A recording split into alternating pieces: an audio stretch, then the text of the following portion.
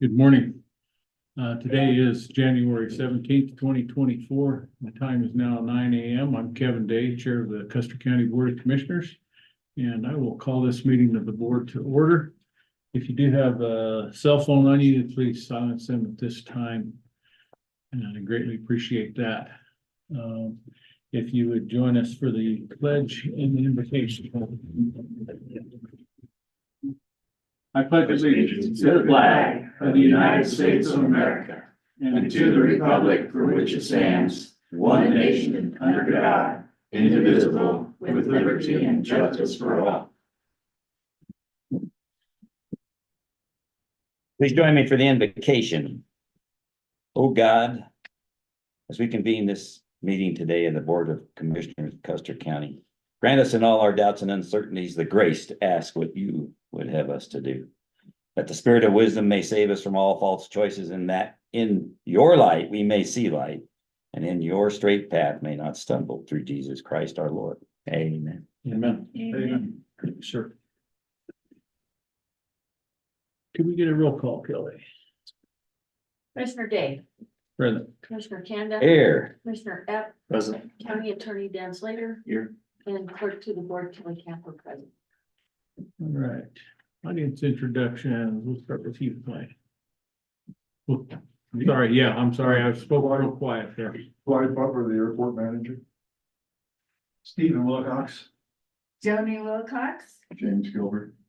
Virginia Treasurer President, Nadine Peterson, I'm gonna let you even introduce yourself today.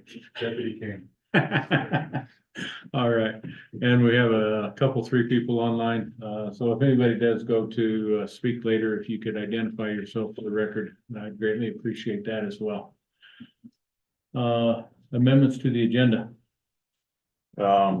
I would just move that I would just say, we need to move the consideration of County Road 265 curb reduction to road and bridge in their report, or just shortly after the report.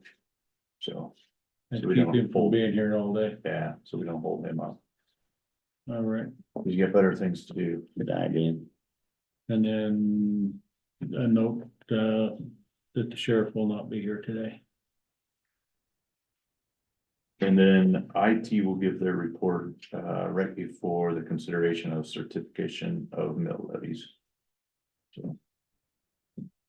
Or we can make him at the very end of the staff reports.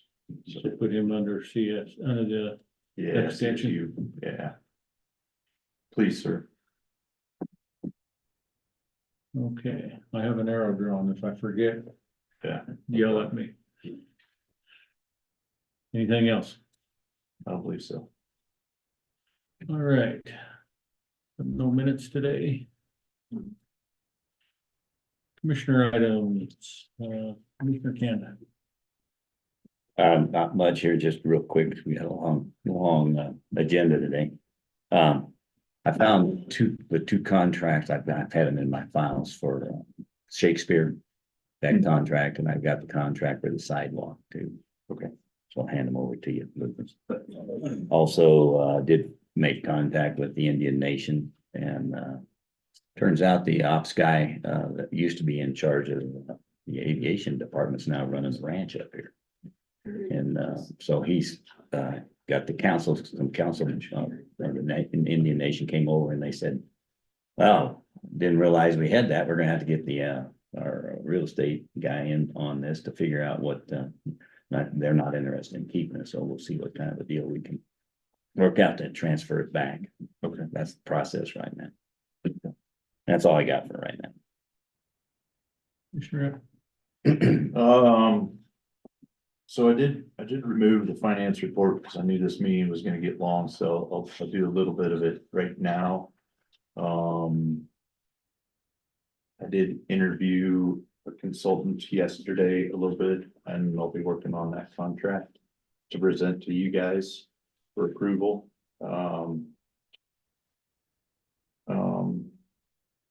And then Kirkpatrick credit cards have been shut down completely. And we'll finalize all that, and everybody will switch over to UMB in the upcoming weeks, so. it's kind of where we're at with that. We won't roll everybody over until the balance is paid. And we're going through that and seeing who owes, what department owes what on that card, so. That's kind of where we're at. That's kind of the most important things. Vernon and Jen are getting us rolled over into the new year with CIC and the budget and all that, so, and end of year stuff, so. We're busy on that, so. That's kind of where we're at. That's what I got to add. All right, thank you. I've got a couple of things, add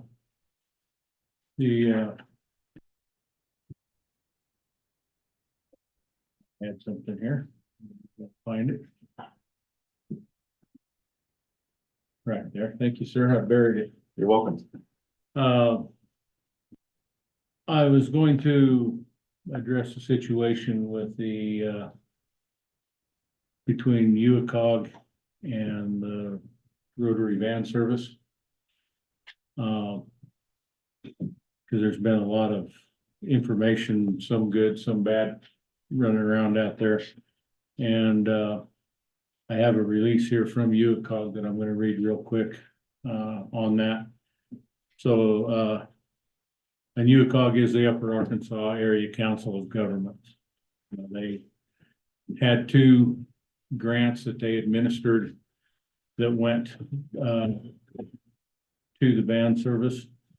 It says, UACOG learned on December 14th, 2023, of financial malfeasance at an independently contracted service provider that was providing transit services for the Custer County area.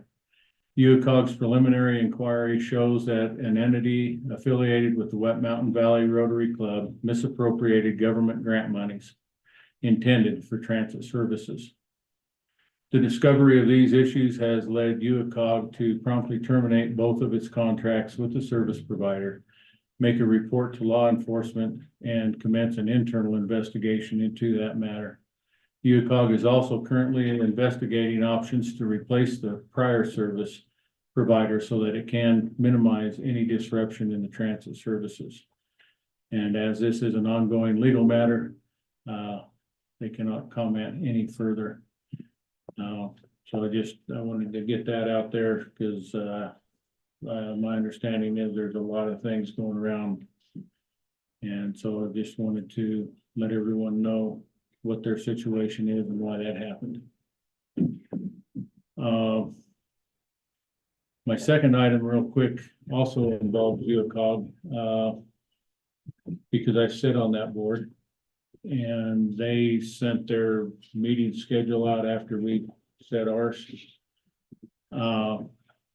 Every other month, they do meet on that last Wednesday of the month during our time frame. I'm not the only commissioner that sits on that board, so I'm pretty, talked to Heather. They're not gonna be able to adjust their schedules. So I wanted to bring that back to us to see if there was some possibility we could make arrangements on those 6 Wednesdays. Why don't we just, have the last meeting of the month be the last day of the work day of the month instead of Wednesday? We won't be able to because this last working day is Wednesday. I know that may happen when it's a Wednesday. but- So let's just move it to the day before if that's the case. On those particular, Or move it however we You need. still to. gotta do the last minute. meeting. it's, and those meetings take place February, April, June, August, October, and December. So it's every other month, so it's not, it doesn't Okay. hit every month, but, I But would we be, could take a look at the calendar and I can adjust it on our calendar, okay, one way or the other. So just at hit at time or if, so everybody. and knows. then we can get the word out so that everybody is aware of that. I appreciate it if we could do something there. All And, I still would recommend doing it the last day of the month, even if it falls on a Wednesday, because then the people, you're not always, sometimes they get them, don't have a computer check, see if it's changed, those kinds of things happen. Something to think about. So do we want to do it this Wednesday then? Because this Wednesday is the end of the month. Next, or the last. Which- one. that wouldn't affect the COG because their meeting isn't until February. February, yeah, okay. So, I would be, if one fell to where I couldn't make it, that wouldn't be as big a deal as if I missed every one of them. That Okay, kind of defeats the purpose of being all right, on the board. I'll adjust them, and I'll look at every other month from February through the end. I appreciate that, No gentlemen. problem. And then I was just made aware of, I got an email from the school district in regards to their scholarship night. It's gonna be held on February 28th at 6:30. Which reminded me that we do participate and we I think co-sponsor a scholarship along with the Wet Mountain Rotary. And so if it's all right with you gentlemen, I will contact who I need to at the Rotary and see what their thinking is on that and bring that back to the board for approval as far as sponsorship on a scholarship.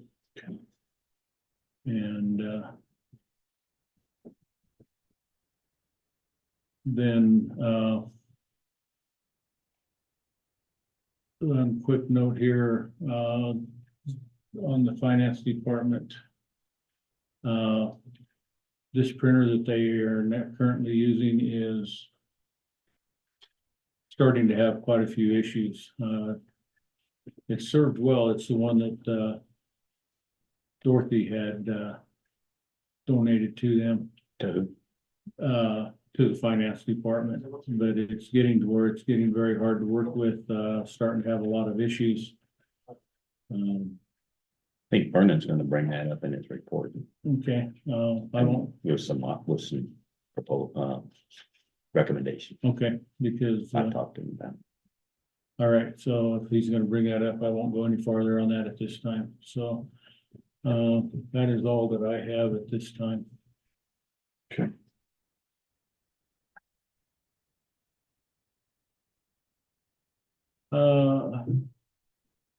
Takes us to attorney items. I've got nothing. And I'm gonna go to Kelly and see if she has anything. I've got nothing either. Well, all righty. And that takes us to the elected official reports. Sheriff is not here.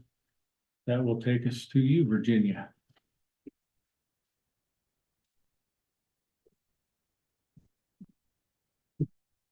Good morning. Good morning. With the windy coming over. No, not today. Unusual.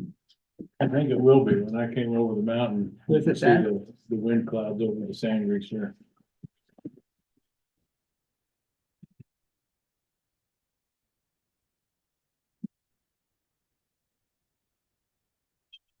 Tell us all about your anomalies. I don't have any today. Thank heavens. What's that? So I don't have any today, thank heavens. Nobody donated $1 million. Gosh, I wished. Would go fast.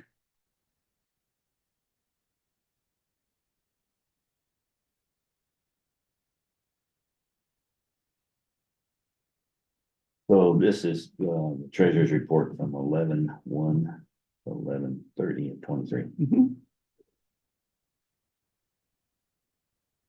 And we started with 8,810,262.07, and we ended up with 8,382,823.99. All balanced.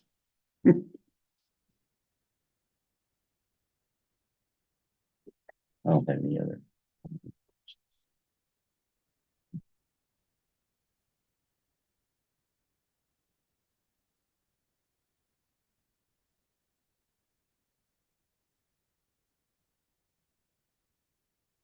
No, not anything. Okay, I would entertain a motion. I move we accept the treasurer's report. It's dated. For the month of November. I would second that. Discussion. Not from research. Okay, those in favor of approving the treasurer's report for the month of November 2023, signify by saying aye. Aye. Aye. Aye. So I also have a report. I'm a public trustee. And so I'm giving you a report for the yearly work I did. You guys can look it over and then I'll give it to Kelly. She keeps it.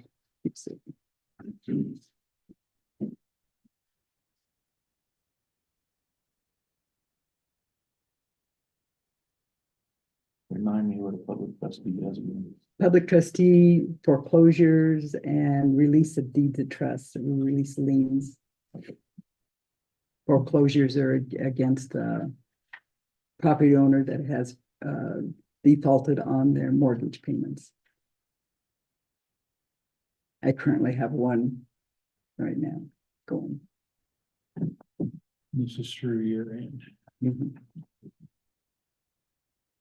You didn't make a copy of that? No, I just was going to give her that. Soon as he gets it Did you want a off copy of it? I can get it for you.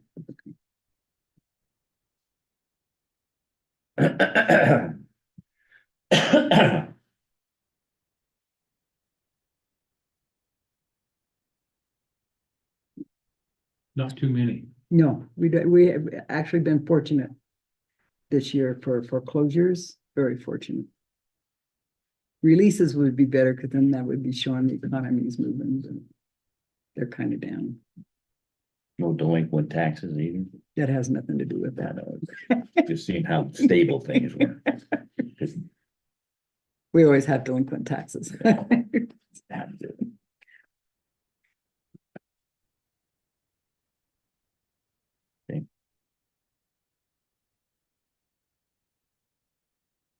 And I believe that's an informational only. Yeah, that's what all it is.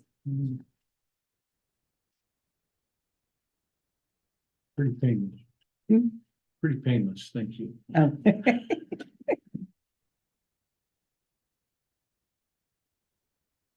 For the record, just so everybody that's here and wondering what was it, but it amounted to $4,355. Yeah. So pretty small. Tiny. Thank you. Thank you, man. Mhm. See you later. Don't get blown away. All right. There's Vince even. You snuck in on me when I had my head down, didn't you? Yep. Come on up, sir.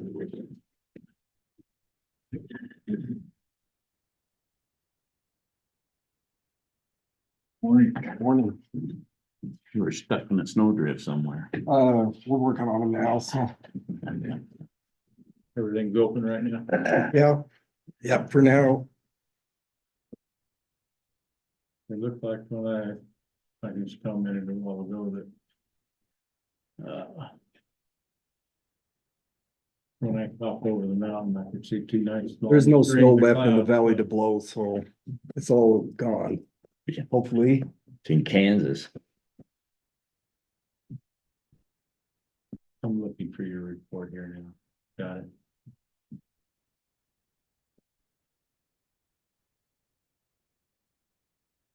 What else you got on here then?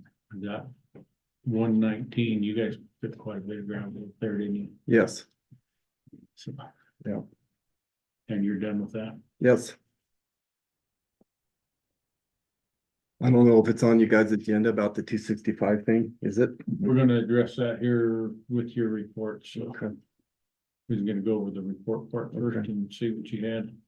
And of course, you got that on your, and I see your water agreement's on here for today as well. Yes. We probably don't need you here for that since we've already addressed that. And UTF signed, What's that? you guys signed UTF? All three of you. Yeah, I think we did that last week. Yeah. We did. Okay. I gave it to Sherry. Okay. When do you need to spray the weeds in that? I have, my deadline's March. Deadline's March. Yeah, and then if don't get them sprayed by March, we're gonna get fined, or I will get fined. We need to find an applicator. Yes.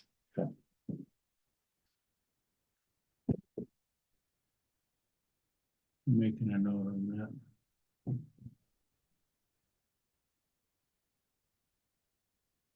You might have to go to school. Spray weeds? Certified weed sprayer. You can buy the chemicals.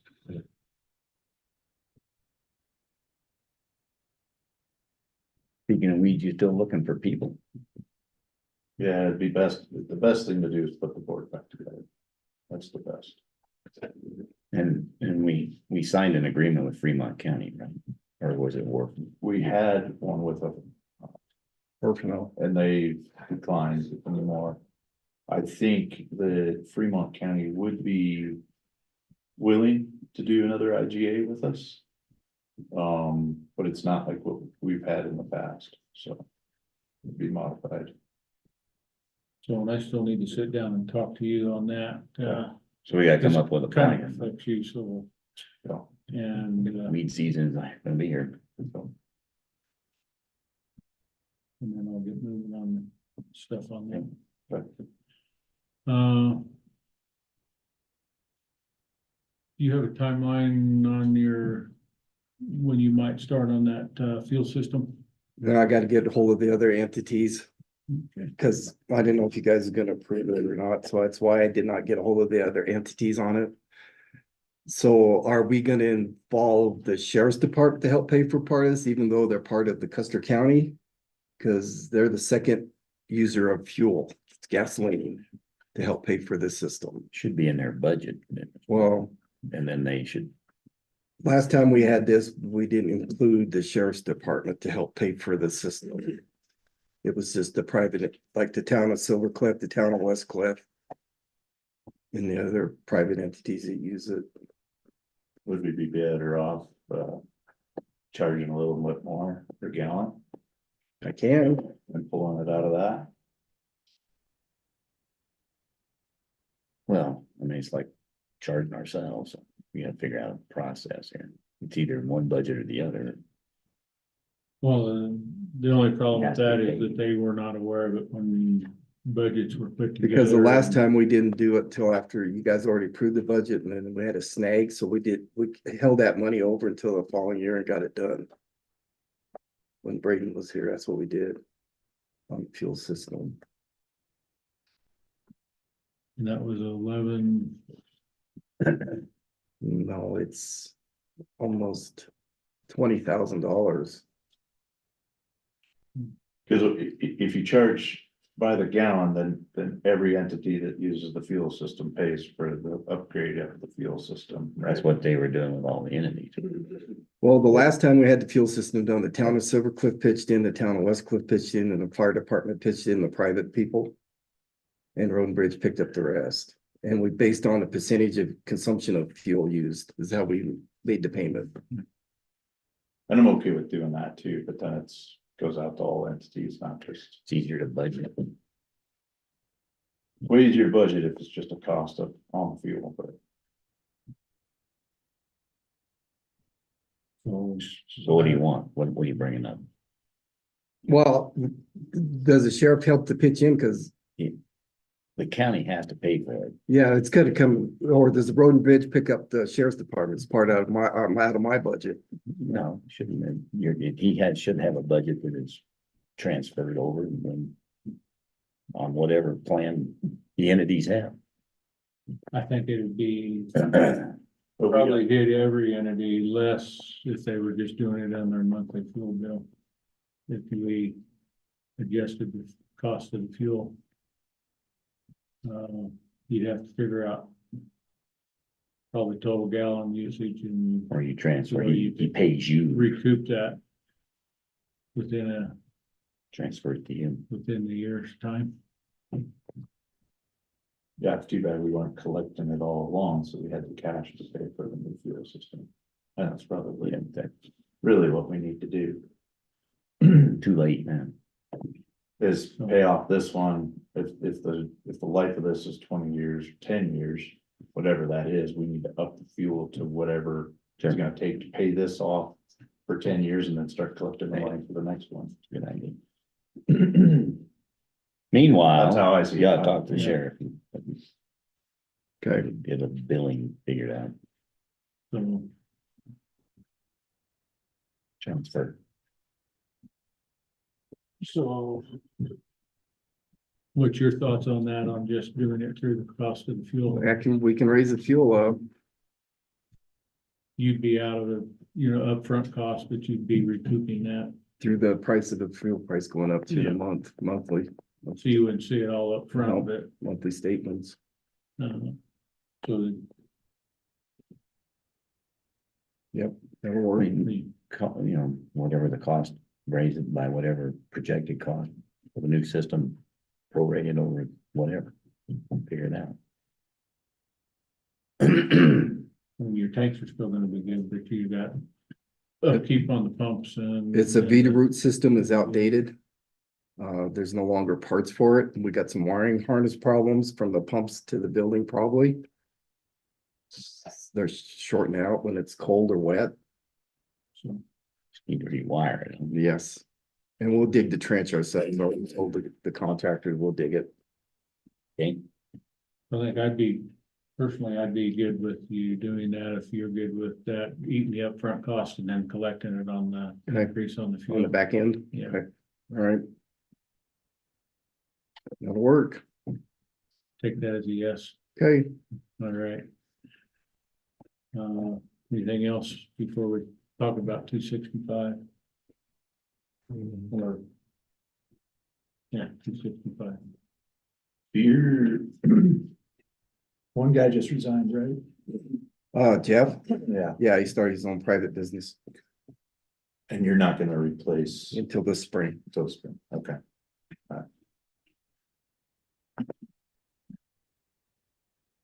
I would like to say thank you to you and your guys. You didn't have much of a weekend last weekend. Every one of us put in anywhere from 30 to 35 hours. That during this blizzard. So, thank you. I know it Yeah. was, you were going backwards while you were trying to go forwards. but, Yes. or sideways, get blown off the road. Which a lot of people did. Really Yes. appreciate your guys' time and efforts and keeping everything. And we didn't break nothing. I never got a call, did I? And you just have to be using that stuff so it doesn't break. So, but thank you. Yep. Okay. So 265. Okay, if you guys are familiar with 265, there's a 20-mile-an-hour corner down there. It's dangerous. Andy Kagan, the local contractor, brought this up to me. One of his trucks almost got hit a couple of weeks ago around that corner because they got to swing wide. And there's been a few wrecks off that corner because it's so short and people come around it too fast. We need to widen this corner out. So people can see it's not a dead round the corner. And Andy Kagan said he would furnish the dozer and 2 trucks, side dumps, to help move the material, and we'll help what we can. And I was in contact with Sangre de Cristo. There's a power pole that sits on top of the hill with a tension line on it. It'd cost $2,500 for the power company to come out there and mess with that pole for us to get it out of the way. But Kagan said he'd donate all of his time and his man hours to help us with that corner. Okay. And that'll be a spring project when the weather clears up where we can stay after it, take that corner out. But it's dangerous, and we was gonna do it last fall, but we just ran out of time. Okay, so the spring, Yes, okay. and I'll be in contact with Mr. Kagan. And I'll get all the permission slips. I'll talk to Sangre de Cristo. And Sounds like they're going too fast. look, it's a blind corner, Bill, I know it is. but it doesn't get any sun on it. If it snows a lot, even if we put sand and salt on it, it's still. We're just gonna try to get it so you can see around that corner, make it wider. We all drive too fast on those roads. But it's a safety thing. So we need to get that work done this spring. And I think most of the time when you have projects like this, you don't even have to bring them to us, but I think. Well, since there was- Kagan's volunteer. Yeah, that's why I come to you guys since he was volunteering his equipment and time. Come to you guys. Only other question I have is, did you ever get your signs being printed like kids, horse and carriages, more speed signs? No, I haven't.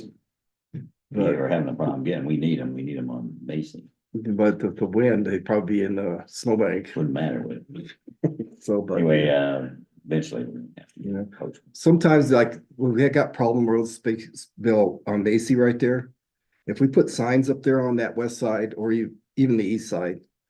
We got these blizzards like we had previous weekend, those signs are in our way to move snow. Yeah, I know, that's a problem. Unless you You get, know, I don't know what to do about it. because then they're in the way of the graders or the Take 'em out snow in the blower. winter or something. Signposts aren't easy on that auger either. are they? No. So that's why I haven't put signs up in there because that's a trouble area with snow blowing. And if we put a bunch of signs up through there, they're gonna be in our way.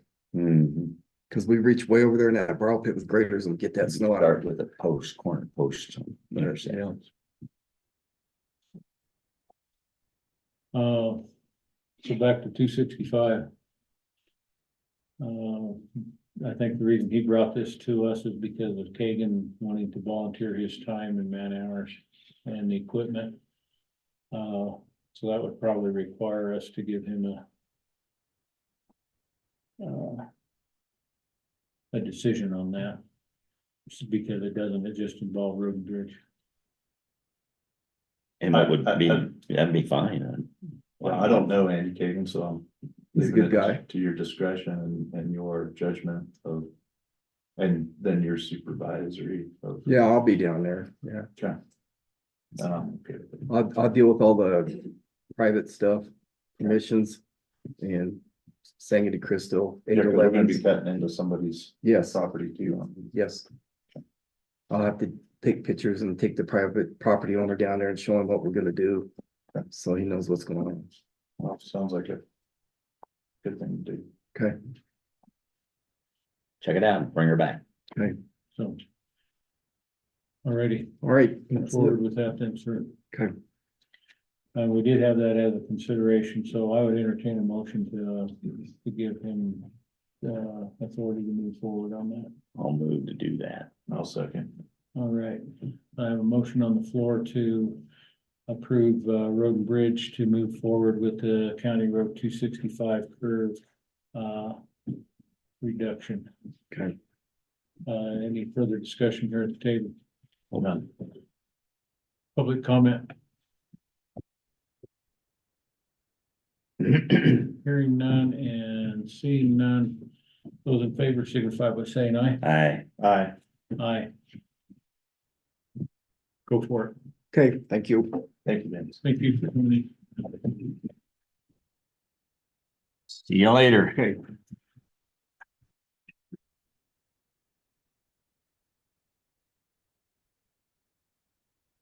Okay, finance.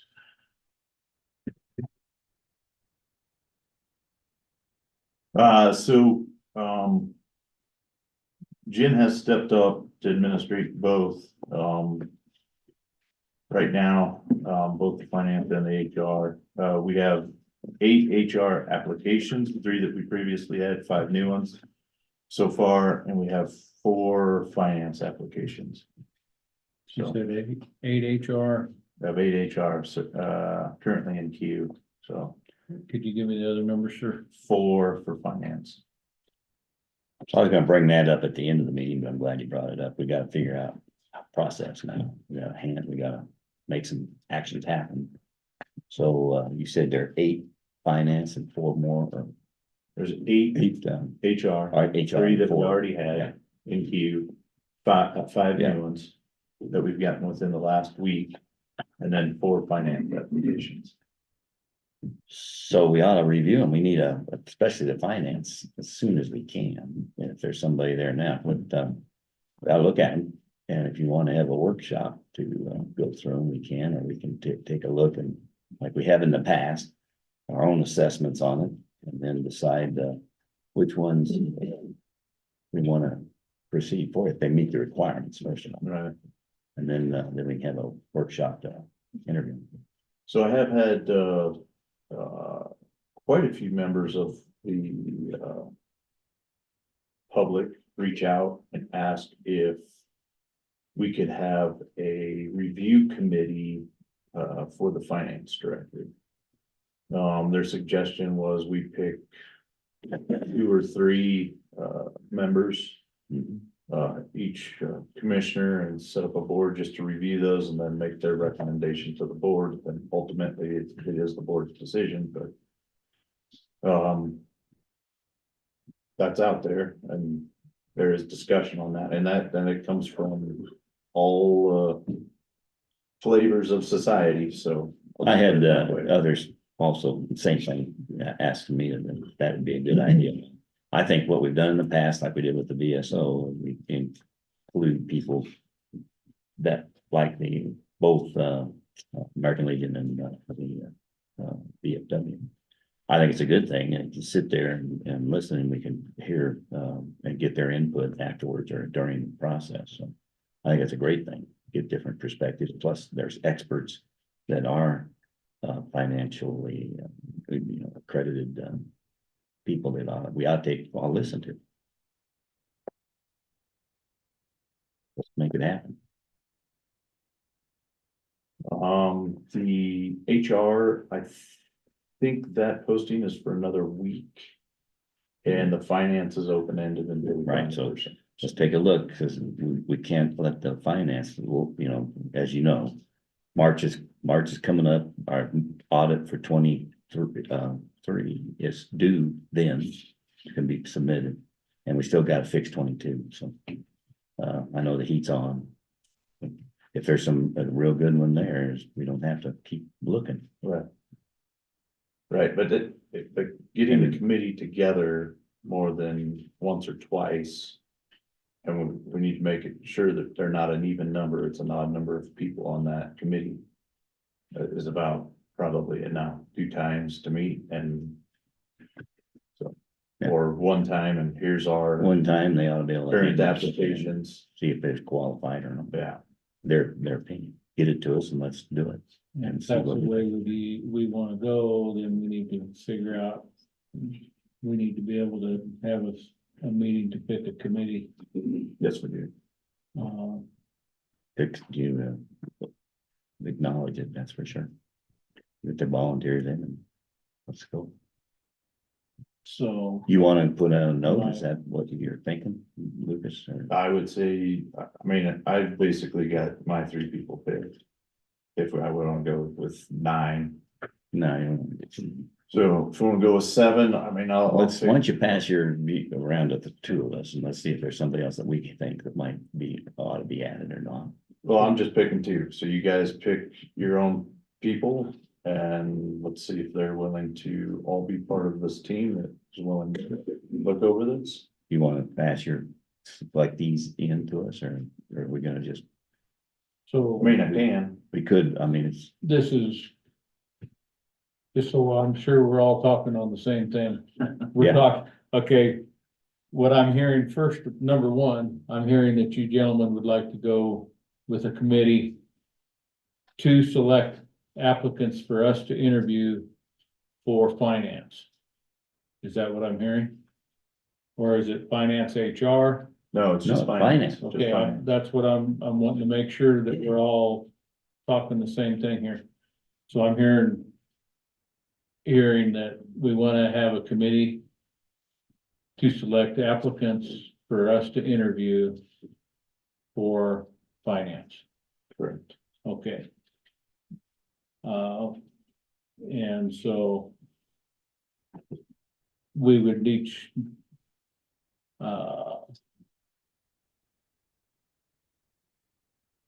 so what are you thinking then, that we have 2 selected from each commissioner and then 1 commissioner to sit on that, or what's the scoop? And that would be fine. That would give you your odd number. Yeah. Very much so. So, and it sounded like that's what I heard, so. That's a good suggestion. if we and wanna- if that's the case, I'll volunteer to be the commissioner, keep you out of trouble. Okay, I'm fine, I'm good with that. Okay. So by. Which one was the open-ended? Finance. Finance, so we can move forward at any time, and we've got four for them at this point.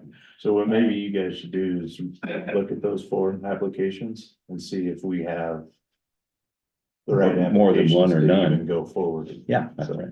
You guys, And so by next Wednesday or before, probably by the beginning of next week, decide if we want to move forward with any of those.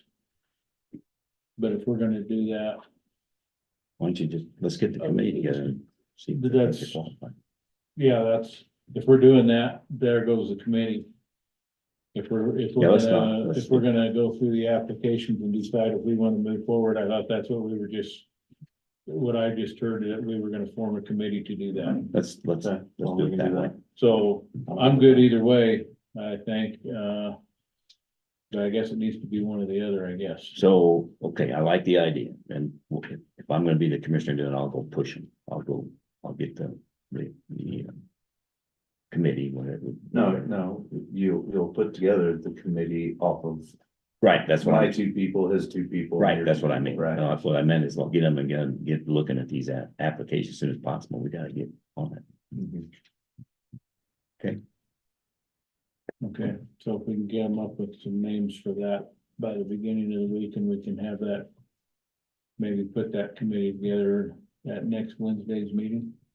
Yeah, sounds good. Okay, I'm good. Okay. Okay. And HR then. We have 8 for HR. So we have 8 for HR, I think, We got a week to run on it still, about there is a week left to run, Okay.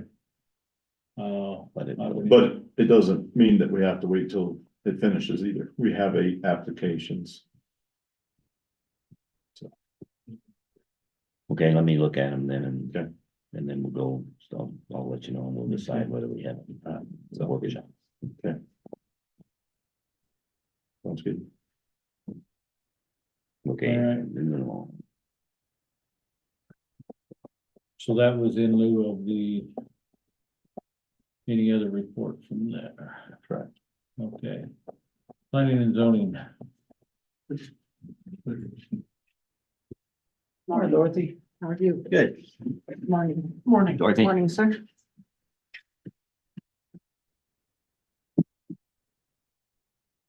So I sent you guys the information. The first thing that I want to cover is just our monthly statistics, and then I'll talk a little bit about the annual, what we came out, how we look from year to year, this year to last year. For the month of December, we issued 4 septic permits, 7 dwelling permits, which is up 5 from last year. I really did look at, the trends. We were down over the summer, so that started to indicate to me that maybe building was slowing down. After looking at the total numbers, we seem to have picked up during the winter months, which is unusual. And looking at the total numbers, I don't necessarily see an indication that we're slowing down. The dwellings are the same as last year. Where we seem to be dropping is on the accessory buildings, so garages, barns, things like that. That's where we're seeing a slowdown. Overall, our zoning permits are right about where they were last year. So we did 328 over total zoning permits last year, and we're at 303. And the drop, like I was saying, I believe from looking at month-to-month statistics, and the drop is in the accessory buildings. Overall, our financials were looking very good, in my opinion. And I am contributing the increase in income to the collection of the use tax at the point of sale. And I'm going to cover that a little bit more because I want to clear up any misunderstandings about the use tax. So the use tax from last year, we collected just over 20 or almost $28,000. This year, we've collected over $236,000. So. So you're talking actually 22 and 23, just to be clear, because this year just got started, right? Say that again? 2023 is the report, not It's- 2024. No, it's 2022 and Right. 2023. I'm Making it clear sorry, for I'm everybody to doing, understand. I'm doing December's month end Right, report and on then 22 and then comparing to the 23. year end. Yes, sir. Yep. And then the last thing on there is just the pass-through surcharge for the state for the septic permits, and that's something we have to comply with. You also have in the packet that I gave you just kind of a summary of the month-to-month financials, and I won't go through that with you. But I do want to give you, and I apologize, I didn't get this out ahead of time. Just kind of I want to clarify use tax and why we collect it and why we do it at the point of sale. And just like I know, and when we first started doing this, there was a lot of misunderstandings. We should be collecting our use tax for building materials, just like Kelly's department does at the time of what we're calling the point of sale. So in our case, in planning and zoning's case, it's at the time that the permit is issued. And how we do that is we ask the residents or the contractor what they feel like their estimated cost of building materials is going to be for that particular project. That is what we base the 2% use tax charge on. The chart that I've given you just kind of shows that we collected over $236,000 in use tax, and that money stayed in Custer County. Prior to us collecting it at the point of sale, the majority of that use tax was going down the mountain to Pueblo County, over to Fremont County, anywhere else that our contractors or residents were buying their material. So we were losing out on that particular revenue. If you go to the next page, why use tax needs to be collected at the point of sale. Not only does it keep that money in our county, but it also saves our residents money. And I put together a little chart. For example, the first example is if the builder was gonna if they estimated their building materials to cost $50,000, we would charge them $1,000 use tax in Custer County. If they went to Fremont County and we did not collect that money, if they did not have that receipt showing that we had already collected the use tax, they would pay $1,250. If they went to Pueblo, it would be $1,850. So in essence, on that last example for Pueblo, on the $50,000 building material, we saved our resident $850. So I put together a couple examples. I have the $50,000 building material, $100,000 building material, and then $200,000 building material. I know that $850 doesn't seem like a lot of money, but that may buy a door. It may buy some additional insulation. So Might it's, buy dinner. well, you must go to some really No, expensive No, but restaurants. that's what it costs to get a hamburger. So, I think there's been some misconceptions on why we do what we do, but we're doing it to keep the money in the county and we're saving our residents money. So if somebody pulls a permit, and pays that tax and then decides, you know what, like my health isn't gonna allow me to build a house here. And they turn in their permit, do we return their money? We give them a credit. We do not do a refund, and it's right on the permit. It shows that, it tells them that. We tell them that up front. We have had instances of that where somebody says my health is failing and I'm gonna put off building for 4 years or whatever. So we mark in that file that particular person has a credit of that amount. What if they don't ever move back? I can't refund their money. I'll have a way to do that. Maybe we can look at that. I have not had that come across. They've delayed it, but they have not completely canceled. Okay, we need to look at that, because that could be a situation. Yeah, it could be. It I is, know of one right now, so, where I don't know if they'll come back. Okay. Because of the health. it is in the resolution that we do not offer, we do not give refunds and it's on the actual permit. So if we want to change that policy, we can do that when we make the changes to the resolution. Yeah, we need to talk about. Yeah. What about the opposite? What if they underbid it? I mean, you You know, so know- how do we get it back? How do we get them to increase it? Were they coming in and paying you more? How does I'll that be work? real honest with you. Some of them have. And a lot of their residents are very excited to hear that it's keeping this money in the county and it's not going to a different county.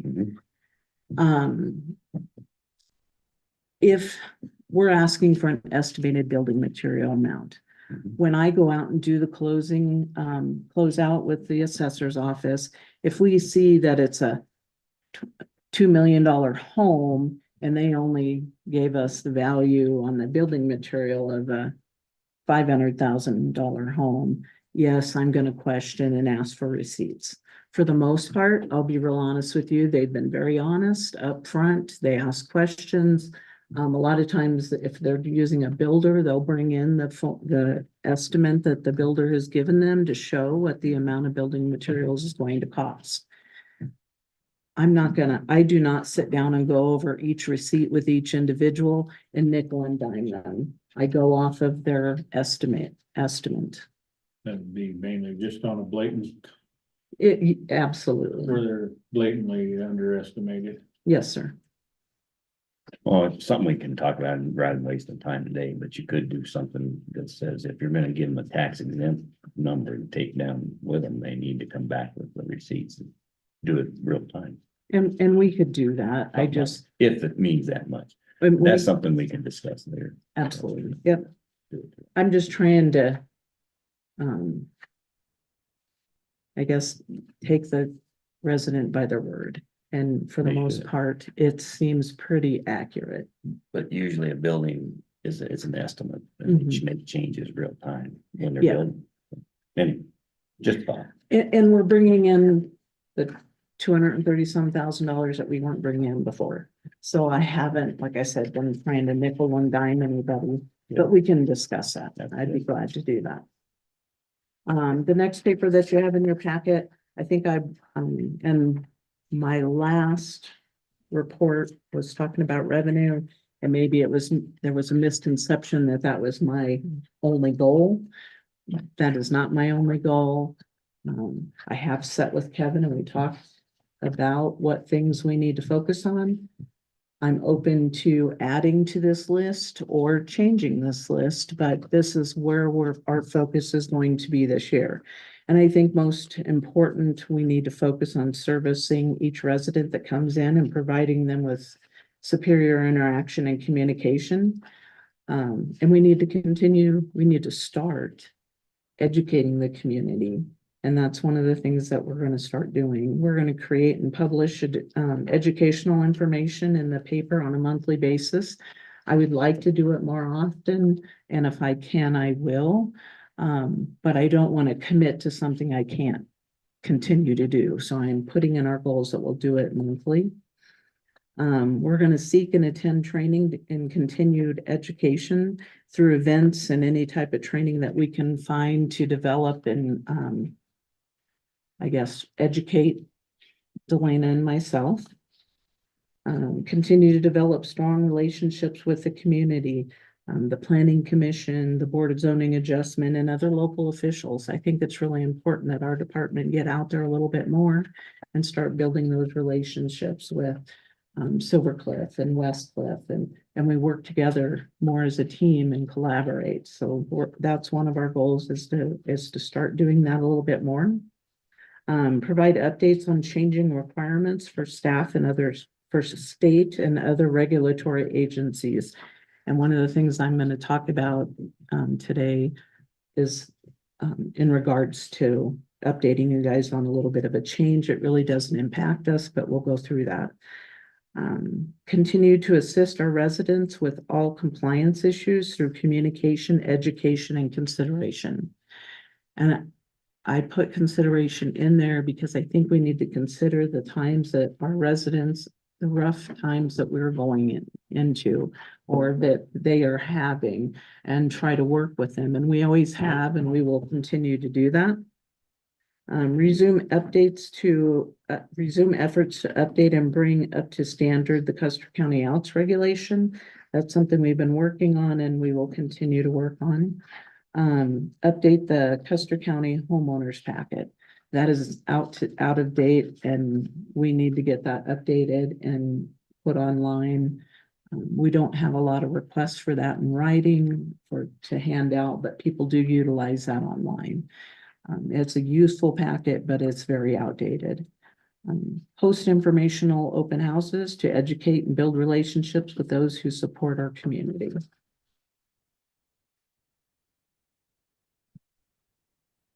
I have a few examples of what we're going to start with in our publication. Looks like I'm missing one.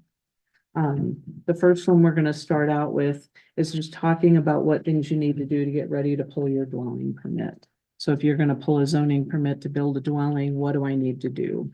And we're bullet pointing and putting those examples and steps in the paper so that people understand that. There's just, I think in the past reports, I've brought some septic information that we're going to post in the paper. So just a lot of education that we're going to try doing going forward. And then we're also we've created one on, are you ready to close your zoning permit? What is the process? A lot of times we go out there, I'd say the biggest thing that keeps us from issuing a closeout letter to a resident on their dwelling is the fact that they don't have their address marker. Simple thing, but we haven't communicated that enough to the public, in my opinion. So we're going to start doing that. The fire department has a great option for them to get the green rectangle markers and put them out for a fee of $25. So if they can't find them, they can't help them is kind of the motto there. So the next item in your packet is just a notification from the state, the Department of Local Affairs. They are now regulating and the use and building of tiny homes. How that's going to impact us because we're a non-code county is basically when we go out and do a closeout for tiny home of any kind, so it's 400 square feet or less is what they're considering a tiny home. We will look for the metal plate insignia, and it will be both on this, it'll be on the sink, showing that the builder has gone through the state, they're certified through the state, that they have met all of the building codes for that particular tiny home, that it meets wind and snow load requirements and many other things in the building codes. So if it is on a permanent foundation, they will also put a metal plate insignia on the foundation somewhere. I'm kind of looking into where we will find that or how that will look, but those are the two things we'll look for when we go out and close out a tiny home. It's very similar to what we do when we close out a mobile home. So these would all be factory built. What about home built or? It can be home built and that's one thing I think I will add to our education to the public. There's a website where they go on. If I'm building my own tiny home, I have to go on to DOLA and request the inspector to come out and inspect the tiny home.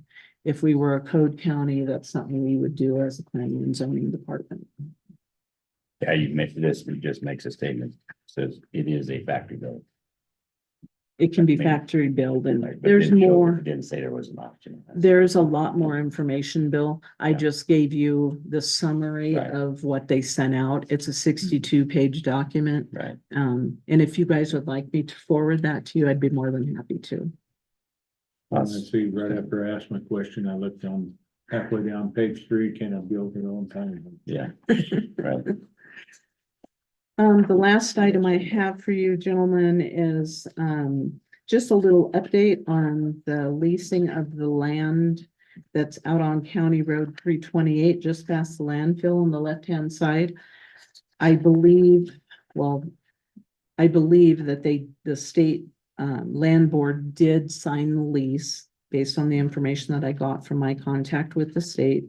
They signed the lease for Colorado Quarries to lease 640 acres out there. Mhm. It's, like I said, on 328, just past the landfill on the left-hand side. Yeah, you had a map for us the other day. It's in here. Yep. Yeah, I mean, we saw that. Yes, yeah. And I gave, what I gave you, I pulled out, then at the state that I've been working, who works for the state, land board. I've been working with him and he gave me their last board meeting minutes. I pulled the portion out that pertained to Colorado Quarries and gave you a copy of that. So just to kind of summarize that, they will initially start mining 120 acres. They have put in the lease that they cannot disturb anymore, no more than 80 acres at any given time. It'll be over the next 1 to 2 years before they will be completely up and operational. It'll be a lengthy process from my understanding. I will be, I have communicated this information with Keith Hood. We will be having a Zoom call with the state and William Tezak, who is the owner of Colorado Quarries, to review what the requirements are for them to obtain a special use permit through Custer County. Then from that point, we will, once we've received all the information from them and gone through what our expectations will most likely be, we'll set up a hearing and put it on the planning commission agenda.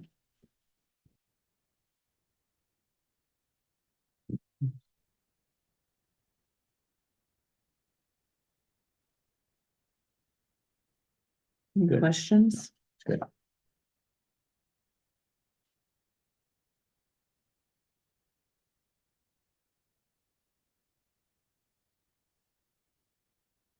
So this phone call, you said you would be on With Keith. with Keith. And, I missed that part. I was reading the book because he was in there. Yeah. You were on that. It'll be Keith and myself, and I think in the past report that I did, I gave you some information that we're planning on bringing to that meeting. And I can send that to you again. It's just, we use some of the information that Silver Cliff has already put together and kind of made it work for us. And we'll be asking them or expecting them to provide us some of that information that's in that package. I think access is going to be a concern of ours. Right now, there's a property owner who has a home and other outbuildings on the property that lies right in front of that To the south. of it, section, right? yes. So access is gonna have to come along one of the property lines, I would imagine.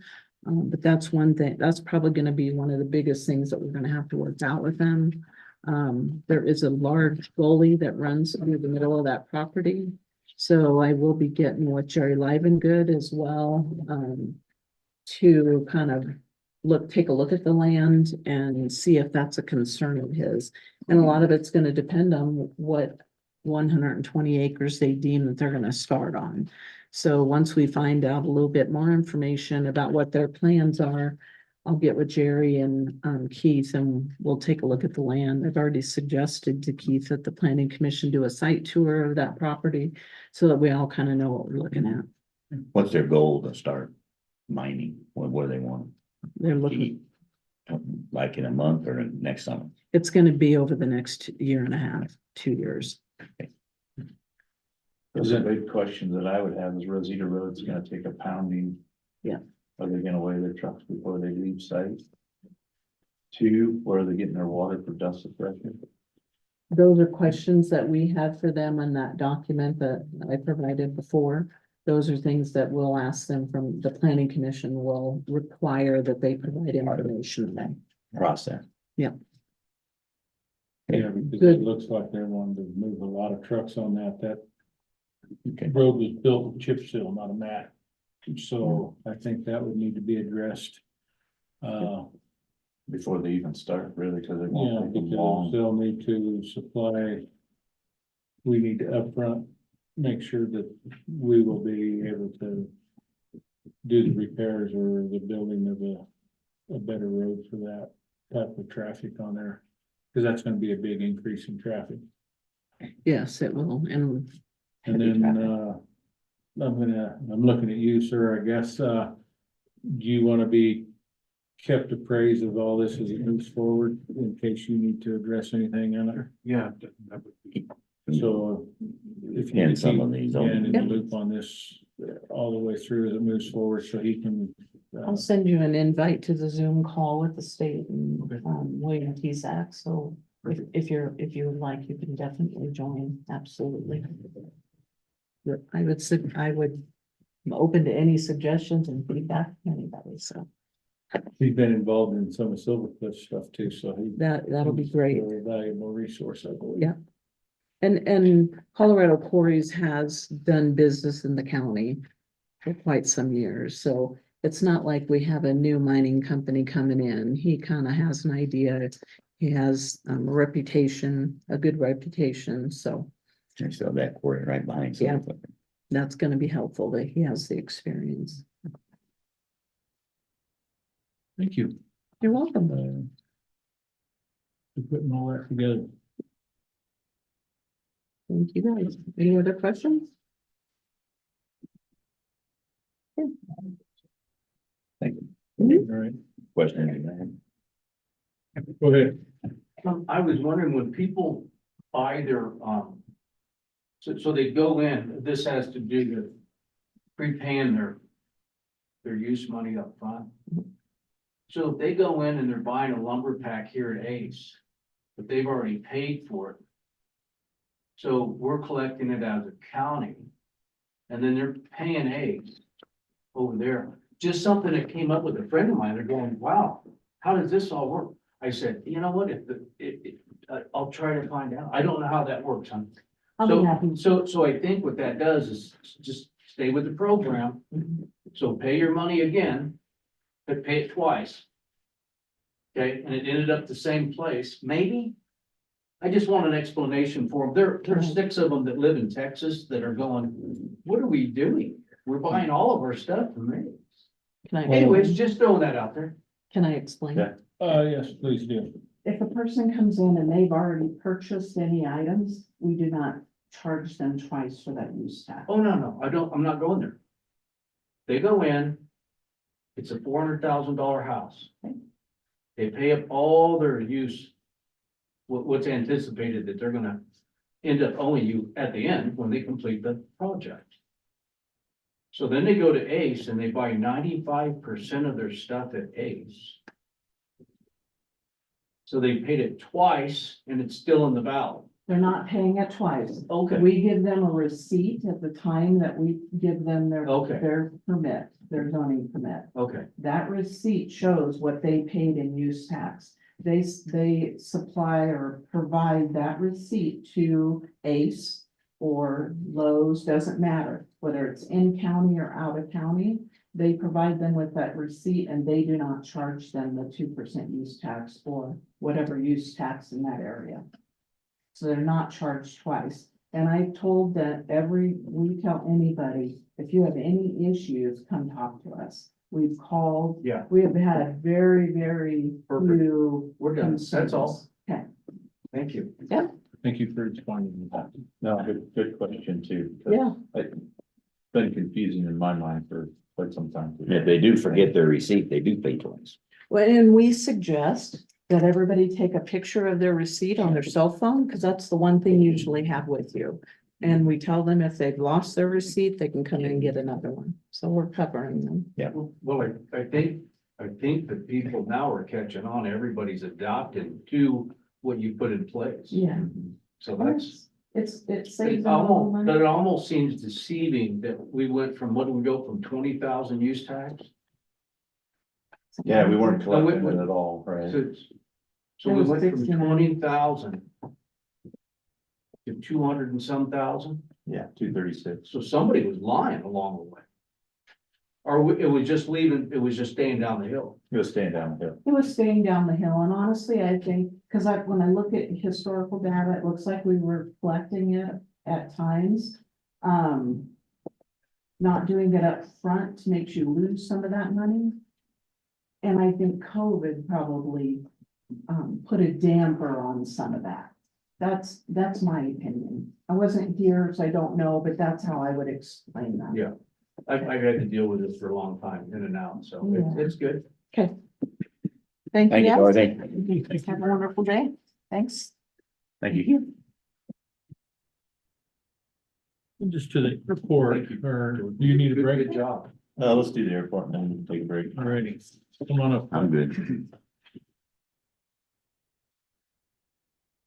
I'm Clyde Butler, the airport manager. Blew in from the south with the wind. Yes.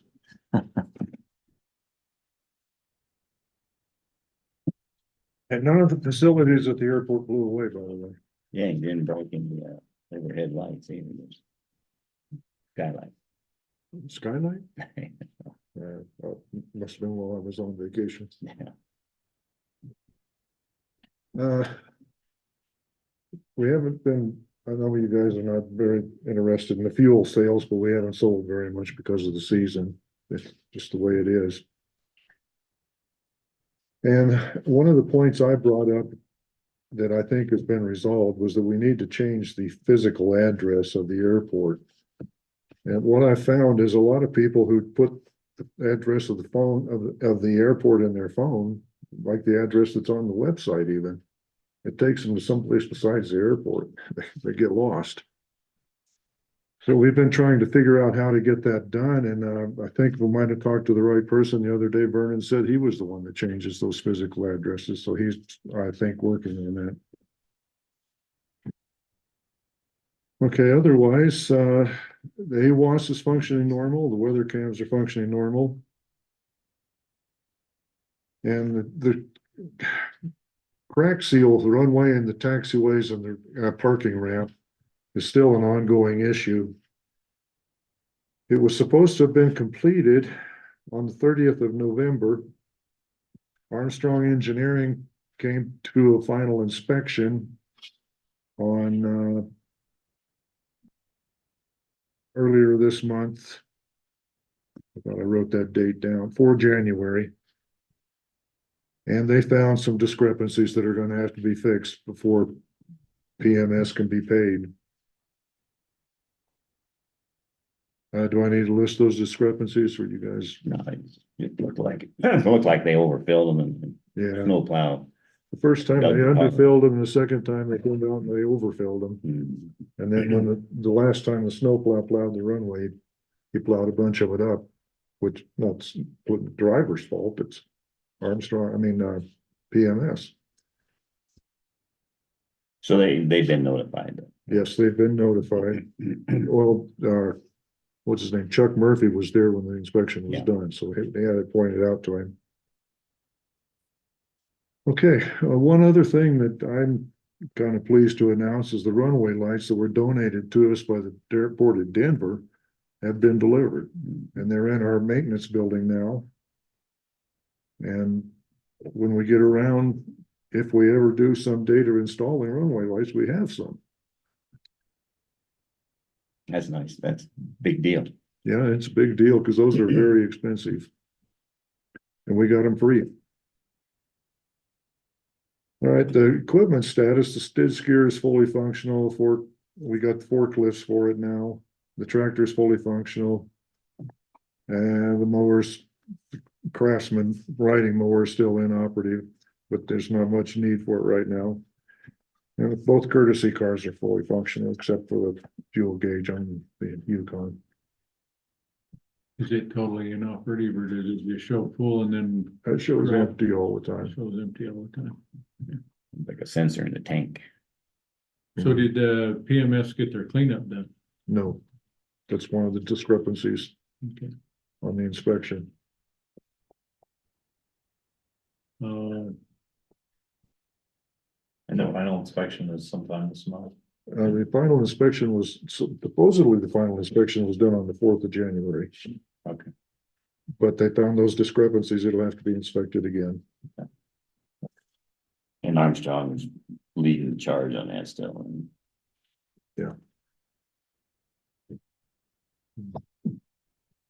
but I don't know when anything is scheduled, probably not. this Weather's been spring. keeping everybody out. And then I think you have some paperwork that you guys need to get filled out and get back into finance for that insurance. And I just talked to Jen about that this morning. She's gonna give me that stuff later. I'll get back. So, Okay, that's the first I've heard of that. When you were talking with her earlier. I Yeah, we know worked that it. with Lisa before she left, and she worked with Gallagher, I think it was, trying to straighten out the difference between what airports have been doing in the past. so And then that's got a hiatus, so I'll talk with Jim. Are we talking about the insurance on the courtesy cars? Yeah. I don't. Oh, well, think no, so. it's more than that. This is your insurance for the airport. Yeah, Okay. the total. And I'm, The officials. from what I understand, it needs to be turned back in as soon as possible. So I'll get Be done. that and I'll give you a call, right? And I'll talk to Brian. Okay, Because if not, your policy will lapse and we'll have to put a close sign at each end of the runway. well, I would rather not do that, but So, yeah, so probably if you could get that back in as soon as possible. So, okay, I'll see if I can take care of that before I leave today then. thank you. You want to talk to Jim, then you can Sure. get an understanding and I'll. close Okay. it. All right, any other questions? Are these in gallons here on the fuel? Or is that money? Is that dollars? Some of them are dollars. Where it says fuel revenue, that's dollars. Okay, Fuel on hand is in gallons, everything else is in gallons. okay. And then we did the end of the year dip. Stuck the tank. You got the yes. Final numbers. Yes, Okay, there's a gauge on the tank. okay.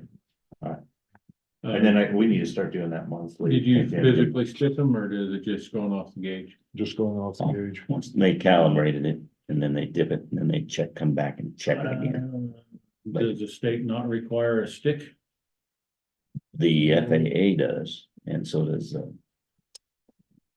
don't know, you've been following, No, I wasn't under the impression that we had to stick it if we had a calibrated gauge. and that's what my point is, that's the point. From what the auditor told, from what Sam Denardo told me, just, we need to measure. And if we are using a calibrated gauge, That's supposed to get the be, measurement, and we'll do it at the end of every month, that's and then right. we'll do year end total. So, Okay, Yeah, that's an audit issue there. all right, I'll start doing that then. And that was calibrated within 2 ounces or less than that. I think that's what Brian told, Well, something yeah, something like that. pretty tight. Yeah, That's a pretty good gauge then. It is. Jimmy, you got another question? Yeah, I was wondering, who pays for the insurance at the airport? County does. Buildings It's and a everything. county airport. So the taxpayers paying the insurance? That's correct. Okay, thank you. All the buildings. Do you have anything else for us? I know. Thank you very much. thanks for that in the Alright. measurement. Okay. I'll take care of that. Thank you. Thank you. Thank you, sir. Thank you. Thanks, Clyde. You bet. I'll see you next week. Brian. Oh, there you are. You're in the front row. Break it up. Oh, okay. Well, That shouldn't be that long. I know. I keep moving until I get hit upside the head over here. 1 year and 2 months, huh? Yeah, just. That's it. Before you start, let me point out one other thing, Jimmy. The airport, what they do make on leases and fuel is turned back into the coffers. So there's some revenue that's added back. For it. Yeah, so the hangars that are established out there, they're just leasing them? At least That's all leased, 90, yeah. So it yeah, generates yesterday. income? Yeah, that and the fuel does. and the fuel I was late. generates some income as well? Yes, Oh, you and that said gets turned yesterday? back to the county. So idea is to try to keep it neutral. As much So it's as not costing as the much. tax dollar as I much? hope you got it. I didn't bring one. Thanks.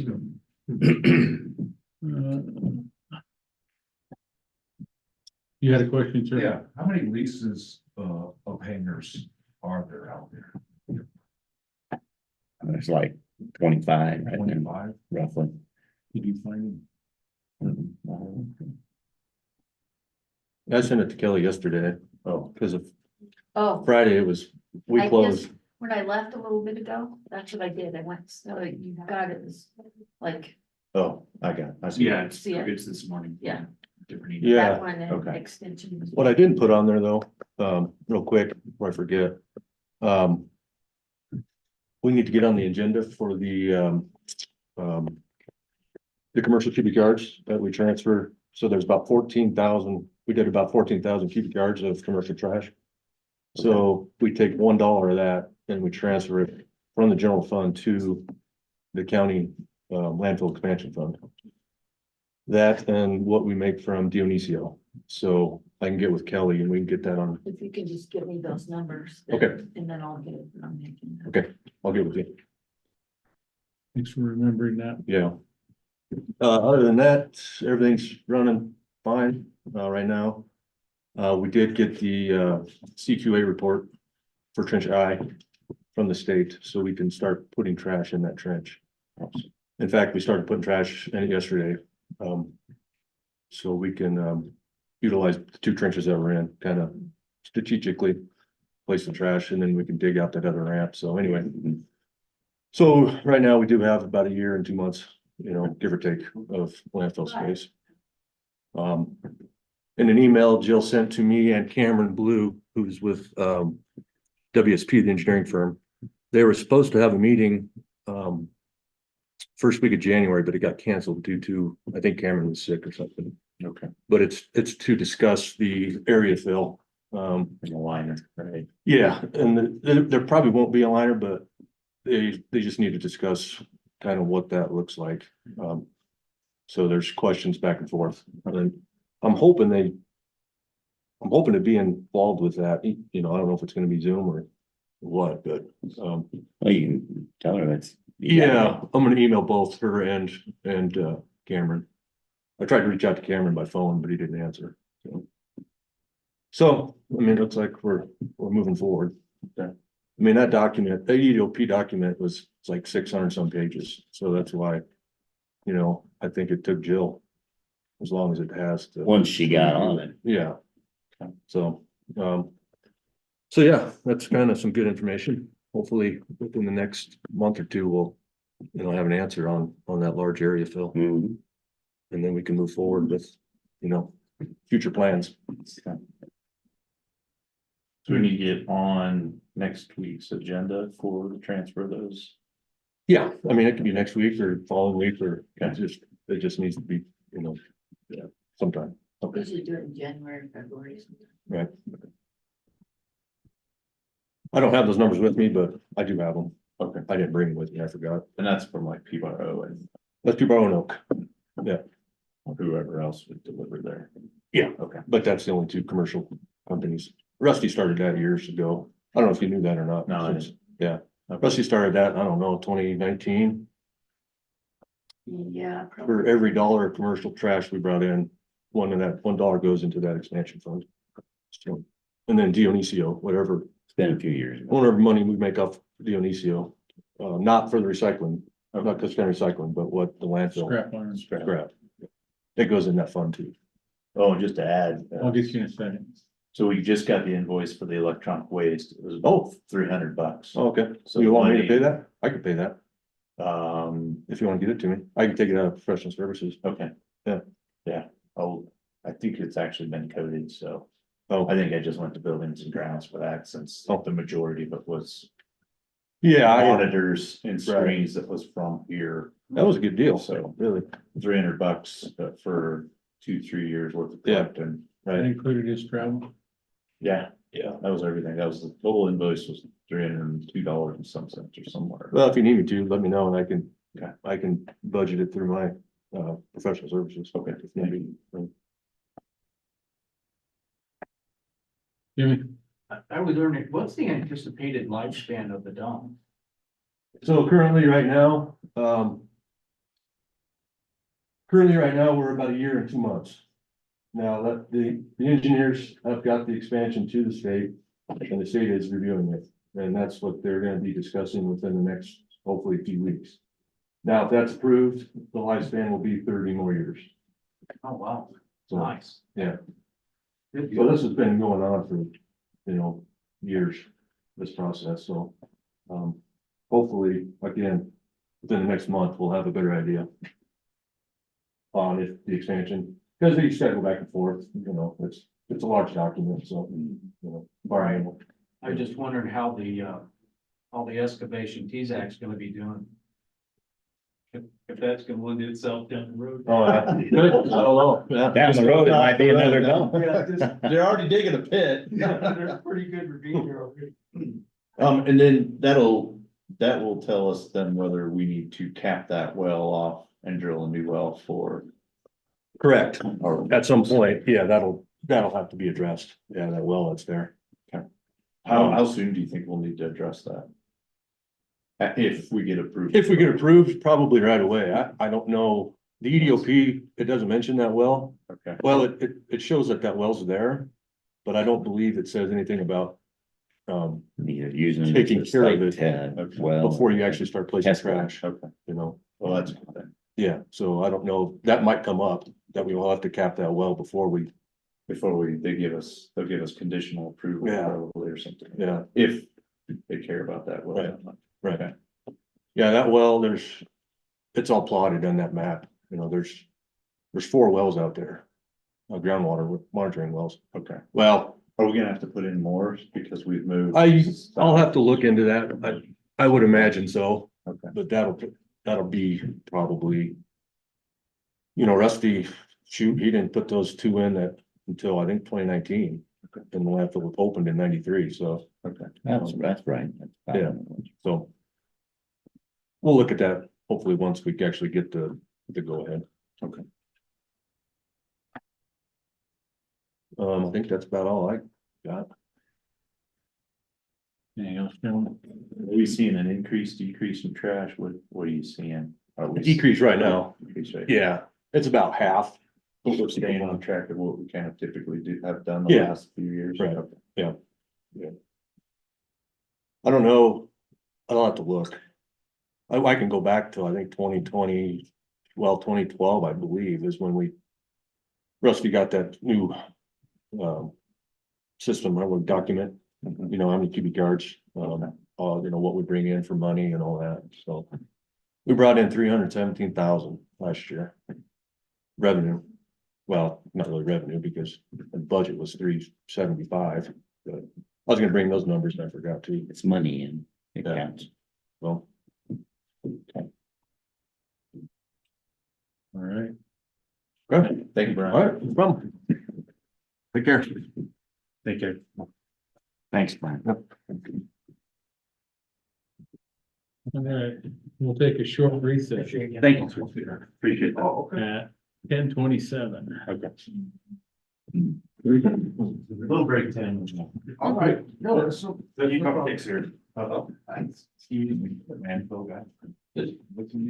Brian. So one of the spouses So I'm of. pretty sure you didn't bake those. No, you don't want me making nothing. No, one of the sponsors of our veterans brings the treat for coffee on Wednesday morning. And she brought cupcakes in today, so we got all these cupcakes. I'm not letting her go to work. So, that's kind of why we're hoping pictures. Yeah. Work on the other thing is, you have to monitor, time to come over here, methane and stuff like that.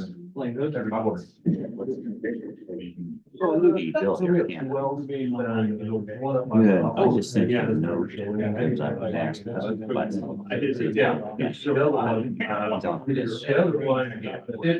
It varies, I mean, I. I don't know if you were there. Let's see. But, I did. I don't know, it wouldn't help. On my own.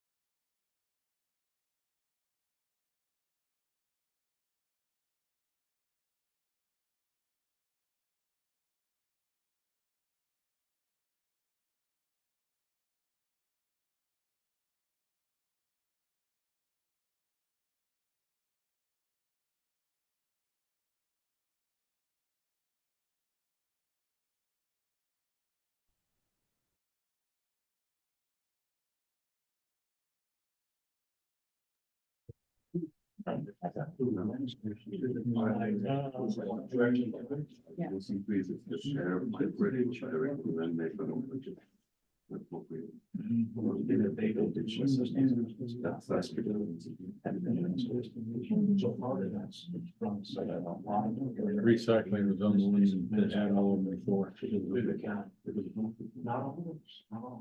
It's not the one.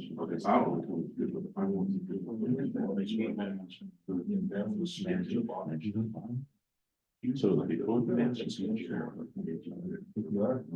Before the managing commissioner. Had all them little squares. That wasn't. I put a bunch of them in a file on my desktop and now you all right, you bet. Yeah. All right, time is now 10:37 a.m. I will reconvene this meeting of the Board of County Commissioners. Our next item up will be recycling.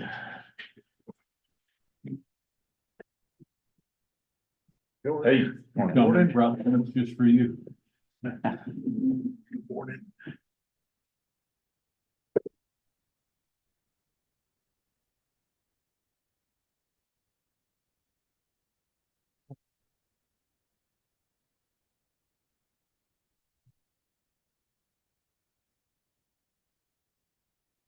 we ready? We're ready to go. Okay. Whenever you're ready.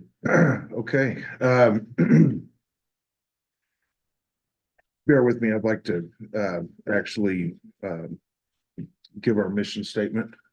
Custer County Recycle's primary mission is to extend the limited life of the county landfill by providing waste diversion and recovery through recycling services.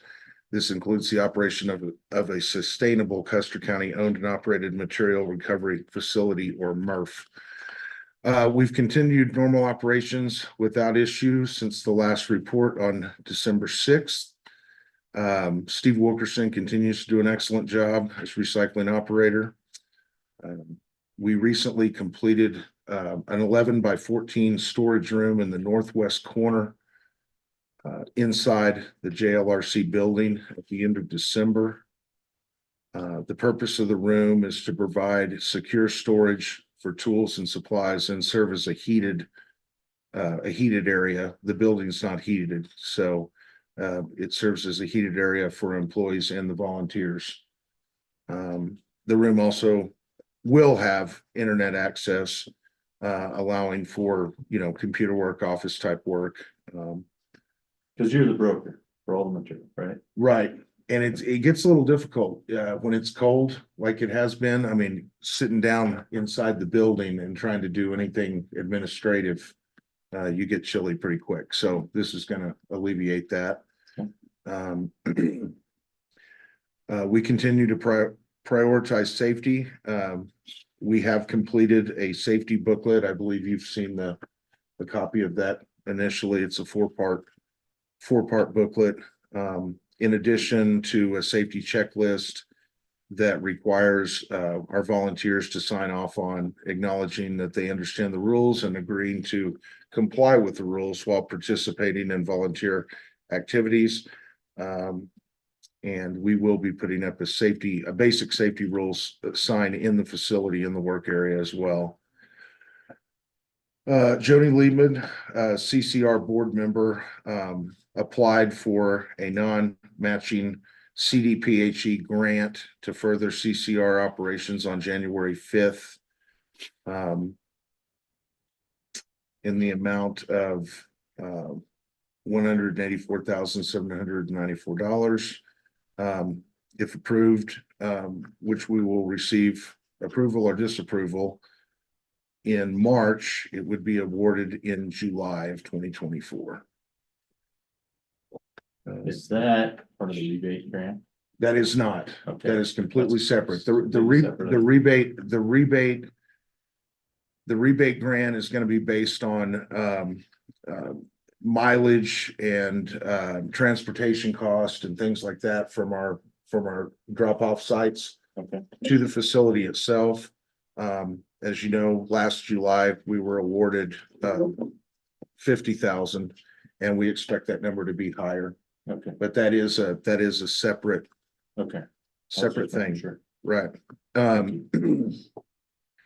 Okay, and part of that grant that was applied for, one of the main things that we were looking for is an expansion of another additional drop-off site that we've talked about. Mhm. And we're still researching what the most practical place is, that we could, get the most out of. So we are definitely looking into that. Moving on to processing statistics, year end, all materials, we produced 313 bales of all materials in 2023. The record month was August, where we produced 35. 22 bales of all material were produced in December. Cardboard, which is the majority of what we're doing, 231 produced year to date through December. 17 were produced in December. So you can see that it's dropped off slightly, which is expected this time of year. Mixed paper, we produced 50 bales in 2023. 4 were produced in December. Aluminum, 20 bales were produced year to date. 1 was produced in December. And steel, 12 bales were produced year to date, and we did not produce 1 in December. Let's see. Yeah, this is kind of new to my report. I thought I would give diversion totals in tonnage. All materials, we produced 187.1 tons, and that's considered diversion totals, but I want to be clear, that's what we processed. Okay. So even though we're calling that diversion tons, not all of that would have ended up in the landfill. Some of that would have been recycled, but that is what that is what we produced. So, or processed, I'm sorry.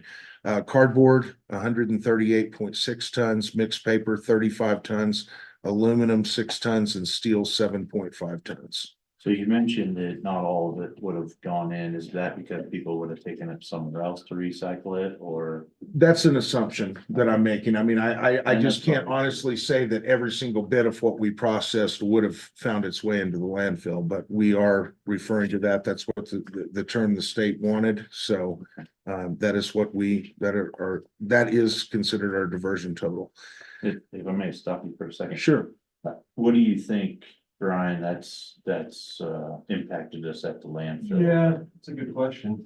You could take that number and, we do cubic yards, Mhm. so you could calculate the cubic yards from that. I don't know what that would be. Okay, But like he says, it's hard to say if that would all, right, I get it. be the cubic yard that actually Yeah. goes into the landfill. But Okay, I think it's been significant though, having that facility, especially with the limited airspace that we've been dealing with. But so you just take the amount of bales of crushed material and the space that would have taken up, Right. right? That's a lot of space. So, It is a lot of space. I don't know if you saw the picture in the paper of the flatbed loaded with the bales of cardboard, but I thought since it was a flatbed and you could see all the material, I thought it was a good indicator, what 34 bales represented as far as just pure volume.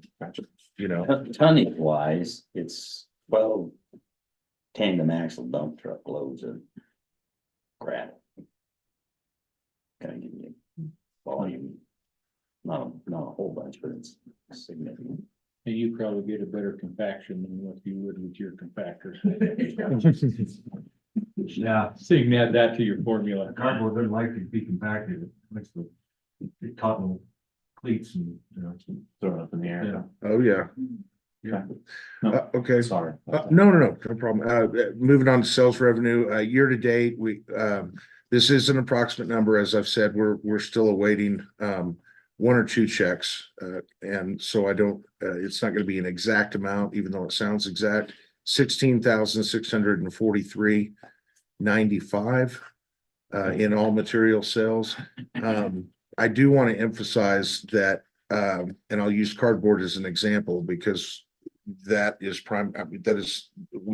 more cardboard than anything is what we process. The price of cardboard, the market for cardboard was $15 per ton a year ago. And the current price is 90 per ton. Mixed paper is similar. I believe the truckload that we sold last spring, we received 30 per ton. It is now 85 per ton. So the markets are definitely moving in the right direction. When we were working through this grant application, I did some projections. If we were to do an additional site, that coupled with some educational initiatives and social media, that type of thing, would predict actually a 50% increase in what we were bringing in. If we did get the additional site, and just based on December pricing, which it's already gone up since then, I projected that we would more than double revenue just based on that.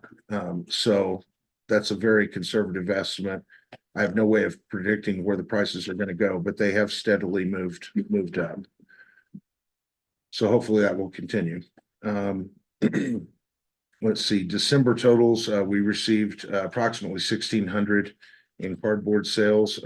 We shipped 34 bales on December 27th, approximately 20 tons through Sureway Recycling to Republic Paper in Lawton. Moving on to pending sales, we're prepared right now to deliver 3 bales of aluminum, 7 bales of steel to Denisio's. Prices fluctuate on that daily, and we're actually very close to having another load that would be a combination of aluminum and steel at this point to be delivered. Let's see. And we're also prepared to sell and deliver 34 bales of mixed paper through Centennial Recycling to a buyer in either Utah or New Mexico. As soon as we can get a truck scheduled. And that is going to be at 80. They've quoted us at 85 per ton, which all of these quotes do include freight expenses. So the estimated revenue on that would be $2,023.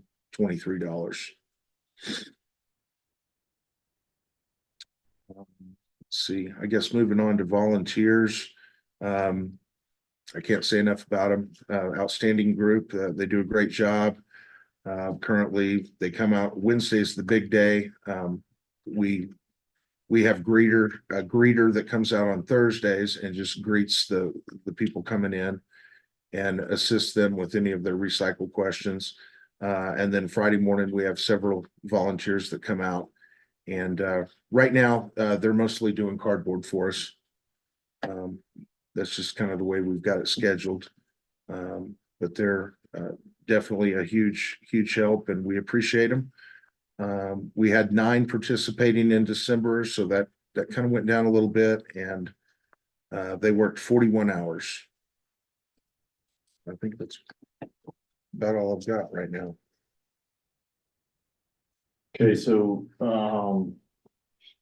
the truck that was the deputy coroner's vehicle. Yes. Is gonna, if you guys are okay with this, it's instead of just getting rid of it. We're putting it up for auction, so that's the truck that's got a head gasket that looks like it's a preem to start to go out on it. And it's got some other issues with it. Well, if you guys are okay with it, I'd like to let Recycle use that vehicle to go and pick up these trailers instead of using volunteers with their own personal vehicle pulling county-owned trailers around, so. And they'll just use it till that truck finally gives up the ghost. They don't put a lot of miles on. They'll stay on, definitely up on top of that maintenance on a daily basis, so. We already own it, we already tag it, insure it, so. We're not putting antifreeze in the oil, are we? There's still a little bit going back and forth from what the last time, I haven't gotten the latest and greatest from Dan Gasper on but there is a little bit that is starting to be seen back and forth. So, I don't have a problem. I think it's. Well, yeah, I mean, we're taking it out, took it out of service already on the corner side. So if it craps out, it goes into the landfill. Nope. It goes It to just recycle. gets diverted. Yeah. Already, That would definitely add to the tonnage. yeah, it would. But don't like know. 3 I don't know tons. if you guys Three wanna tons. sort that, or He's not. right. It might have to go just for scrap, and that put it back in landfill. No. No. So, I'm good. yeah, I think so, that'd work. Do you by chance have I have the information, I can look it up, never mind. Are you sure? I'm sure. Okay. Jimmy, you got another question? I do. I was wondering what the volunteers, actually, what do they do? They have to sort through the cardboard. Some of it's shiny, some of it's good, some of it's not. Well, they do, they sort, they actually, there's several of them that actually can run the baler, itself. We have, a couple of volunteers that actually act as greeters, and so they just go out there and, you know, they'll do various things, whatever needs to be done, but they actually greet people coming out, you know, explain the recycling requirements, help them, assist them, answer questions, all that kind of thing. They're pretty involved in all aspects. And then on Wednesday, we actually, our cardboard trailers fill up at our drop-off sites very quickly. So they get brought in multiple trailers get brought in every Wednesday morning. So they were brought in this morning, and we have haulers that actually pick them up. And then the recycling department takes care of all the other trailers, or if something fills up off schedule or something like that, we take care of it, but they're a huge help. Very much appreciated, so, Very good. yeah, Good job. Thank you. thank you. Anything else, sir? Oh, let's move on. Okay. Thank you, sir. Thank you. Guys have a great day. Take a muffin with you. Oh, I might do that. Thank you, Dominique. It's got a childproof lid though. Yeah. Yeah, no kidding.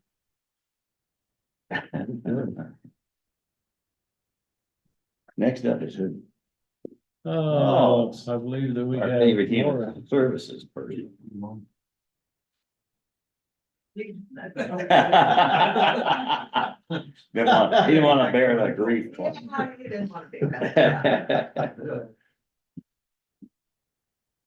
Okay. Morning, guys. Good. Good. So you didn't get blown away. yet. No, no, not really. No. oh, It depends on the day. That's not a good chair. If either. no, you don't no, mind? no, no, Okay. it'll be all right. It'll be all right. I'm kind of set now, so. All right, we'll move. I am empathizing. I with know, you. I know, it's just, We're gonna have to put off-road tires on that chair. yeah. So did they ever get you in for your shot?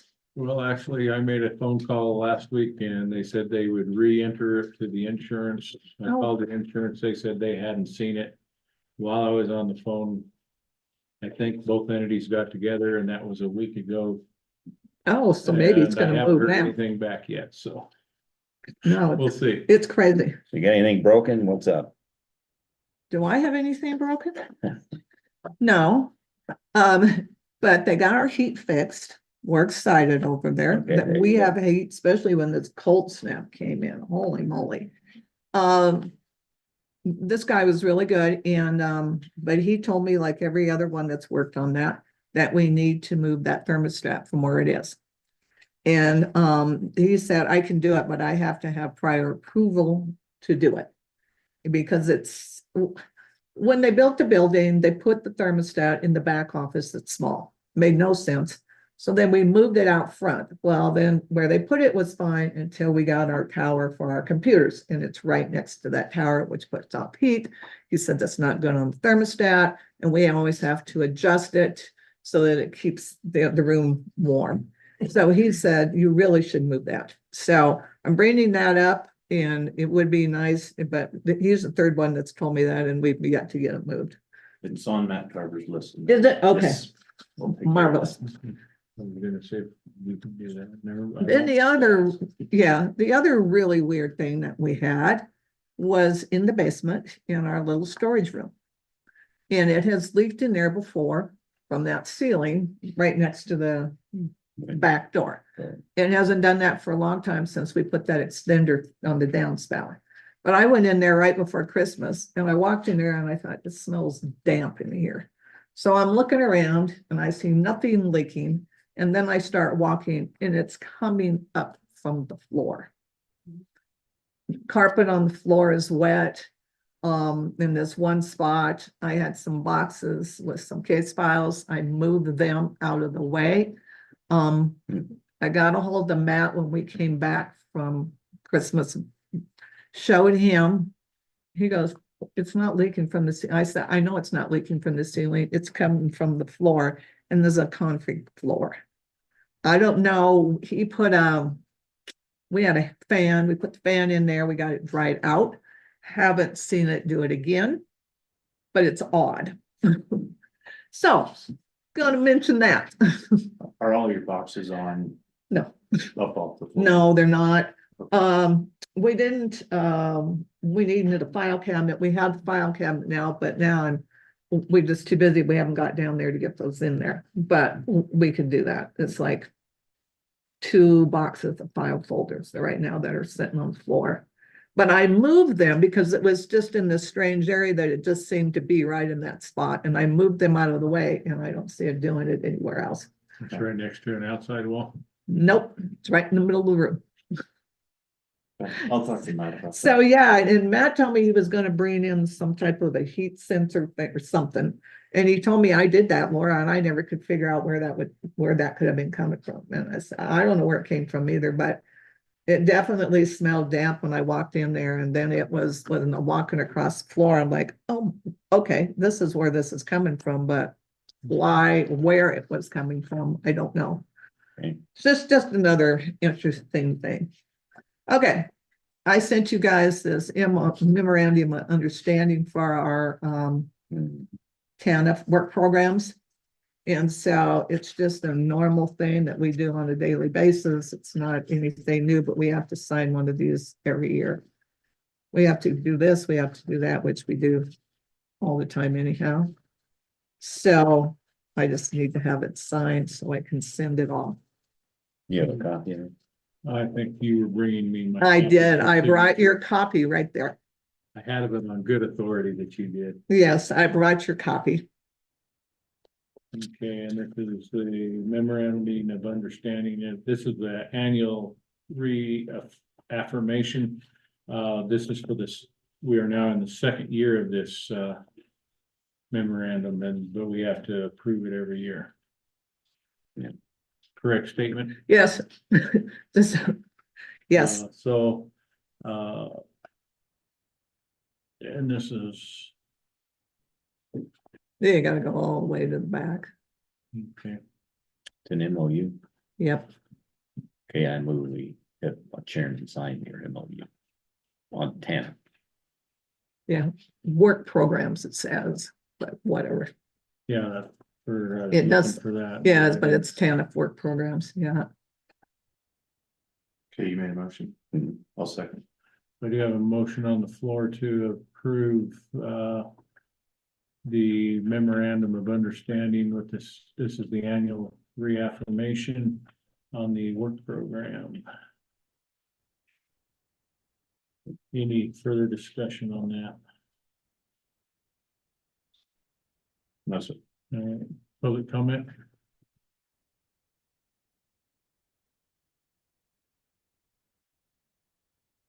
None online either.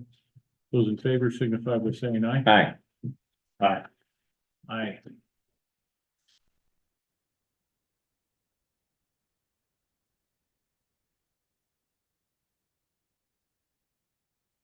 I just did the signature, I'll let whoever else, I think you have to attest it. Well,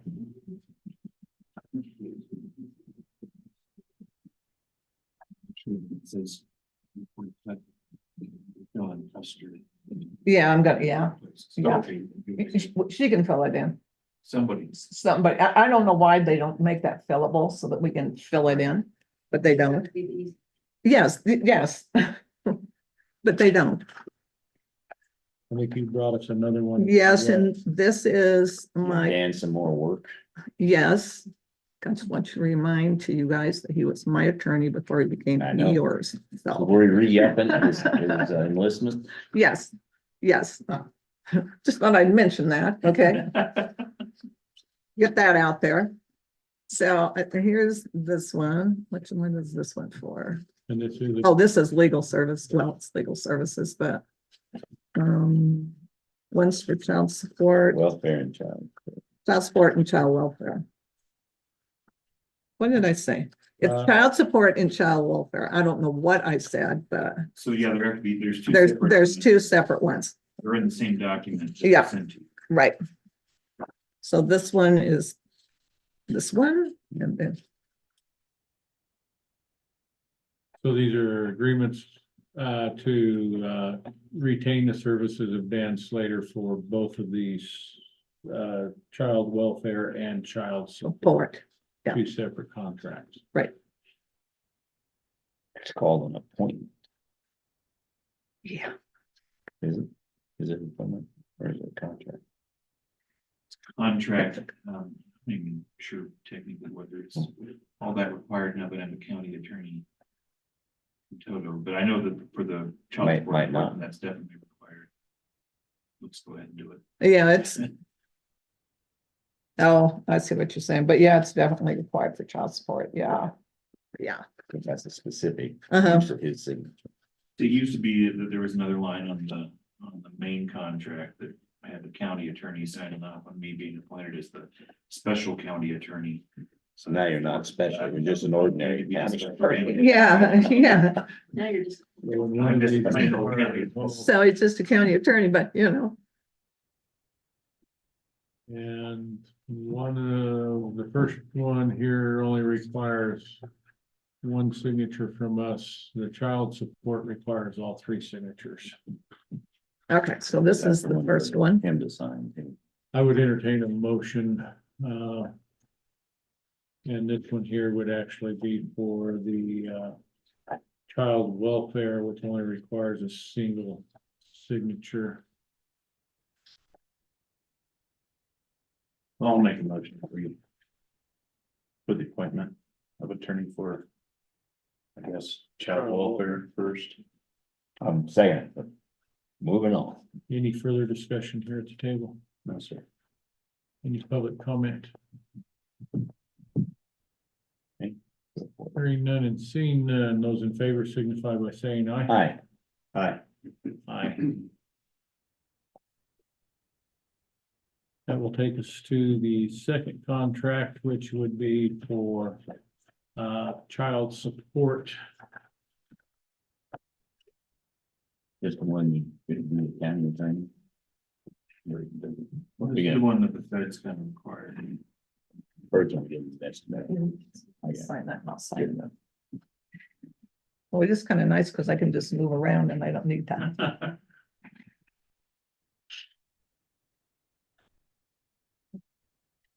I move that we approve What we did. and sign for the child support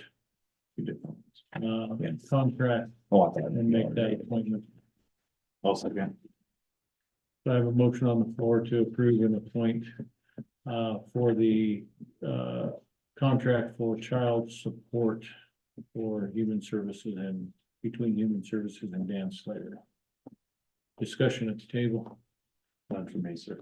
Okay, On here. public comment? Hearing none and seeing none, those in favor? Aye. Aye. Aye.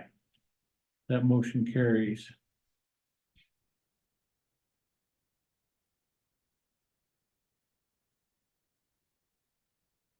And this is 17 today.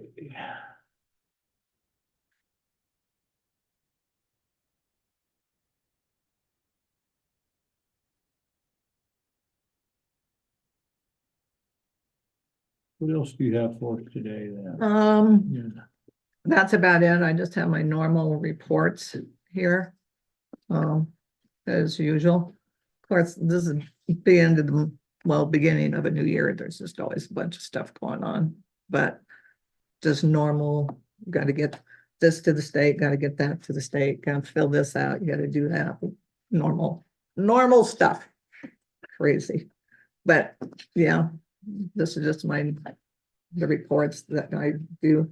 So if you guys have any questions about them or anything, you can. Any thing that you're particular seeing as a need from the community over any other, is this, are we pretty typical for what we've been last? Yeah. We did a TFAB, where we do our commodity distribution. Sent, wanted us to do a survey, to survey our people. And they sent a thing so that they could click on it with their phone, and we're like, that's never gonna happen. So Alexandria pulled one off, and then today we did the distribution and we handed them out. And asked them to, to please fill them out if they wanted to, they weren't required. And so it was, we had a fair amount of them fill it out, and they just want to know what they could do better to help serve, what kind of food do they specifically want, this type of stuff. So we got it done, and now she's going to put it together on just one survey and just send it in that way instead of trying to have people try to do that. So she said, I can do that. And I said, okay with me, you go right ahead. And so we got that done, but it's good to know, what they think, we always get the thing. Thank you guys so much for doing this. We get that a lot, but it's nice to also know what they think that we're missing or what we can do better and stuff. So. Okay, I think that's all I have. Quick question. Okay. As I scroll all the way to the bottom in your transportation, the Medicaid transportation. And you guys use, We use a rotary van. you use them as well. Do you use also like MedRide or anything like that, or no? No, we don't have anybody so far that's using MedRide. Well, if we do, we wouldn't, That wouldn't be. yeah, I don't know how MedRide works. With the Rotary, when Rotary would do it, they would let us know, and if they were on Medicaid transportation, if the person that they were taking was on Medicaid, we could do a voucher, and then we could send it in for reimbursement and pay Rotary for that. But MedRide, I don't know how that works.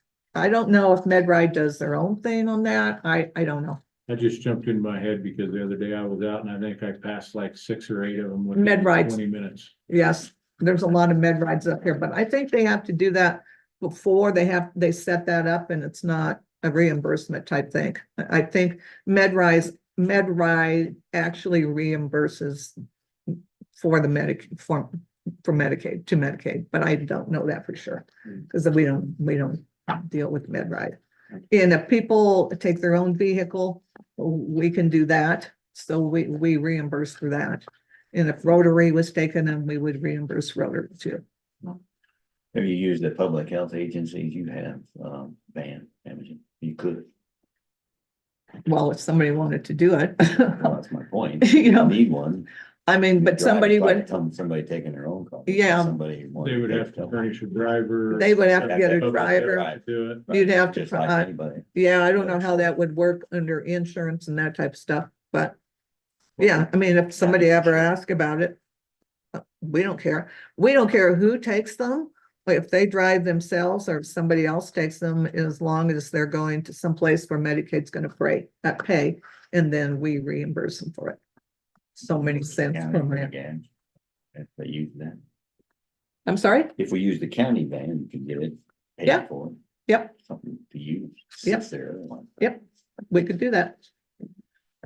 Okay, I don't have anything else if you guys don't. Cool. Okay, Thank you very much. you're welcome. Thank you. Look at that, I bounced right up, You okay? did. I know, I just, It's the shock underneath the chair. yeah, I just pushed kind you of, up. yeah, but that was really nice, I enjoyed that. See you later, man. I feel like I'm missing, I feel like I'm missing something. You gave me the one, I'll sign it. And then you'll get back to me, okay, All right, cause I figured, no, I have three. Okay, we have moved IT down so that, Yeah, we did. he would be, Veteran Services.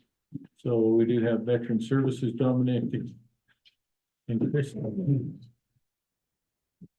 You're up, as they say in wrestling. Morning again. Morning. Thanks, man. It's gonna be 20 cents. Get that one out of the way in a minute. Okay, all ready? Yes, sir. Okay, all right. So days open last month. I was in office 13 out of the 14 days. I was out the one day because my wife had a medical procedure that she had to have done. Scheduled appointments, I had 36 scheduled and then 19 walk-ins. New power of attorneys, I had 12 new power of attorneys, so 88 total. And then 14 new intent to file. And again, those are just notifying the VA sometime in the next 12 months, we're gonna file a claim. And I do that to maximize back pay for our veterans when they're filing claims. New and increased claims, was 8 for last month. So it brings me a total of 79 new and increase through December. And 36 of those were first-time claims, meaning the veteran has never filed a claim with the VA before.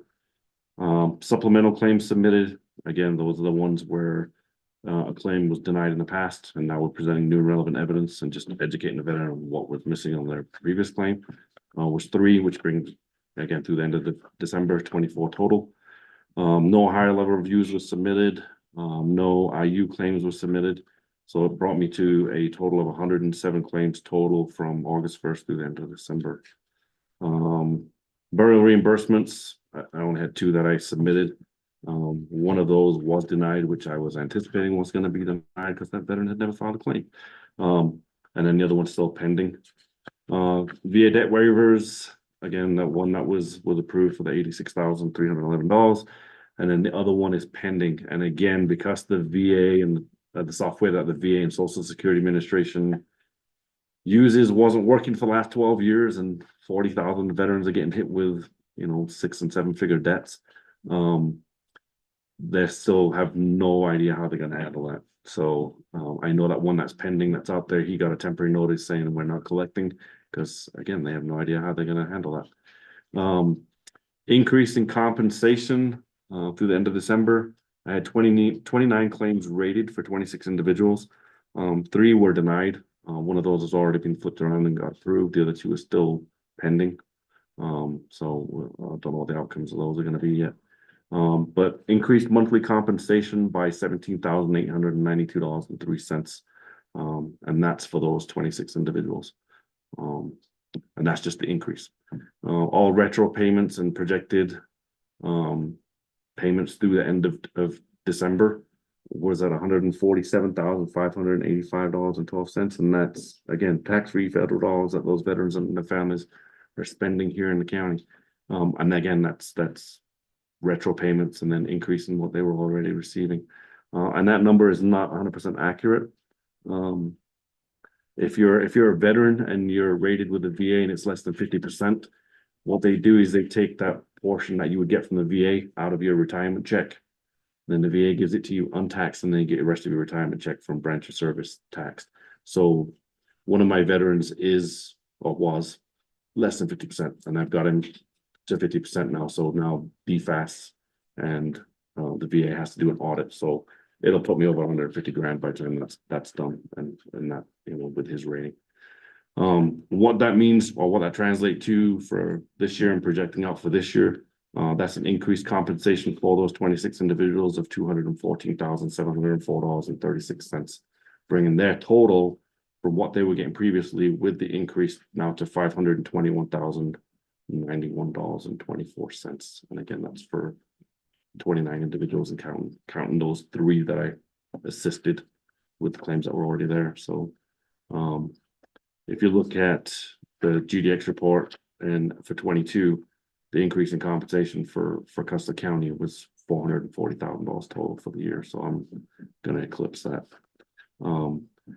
So if we're going to date, I'm at $250,000 already through today.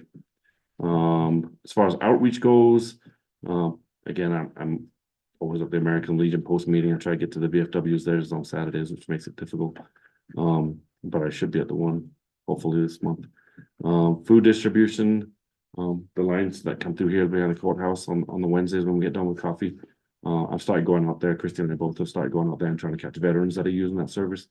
You know, if I can get them in and help them with their claims and improve their circumstances long-term, then they don't need to go through that line. And that just leaves more for other folks that are in need.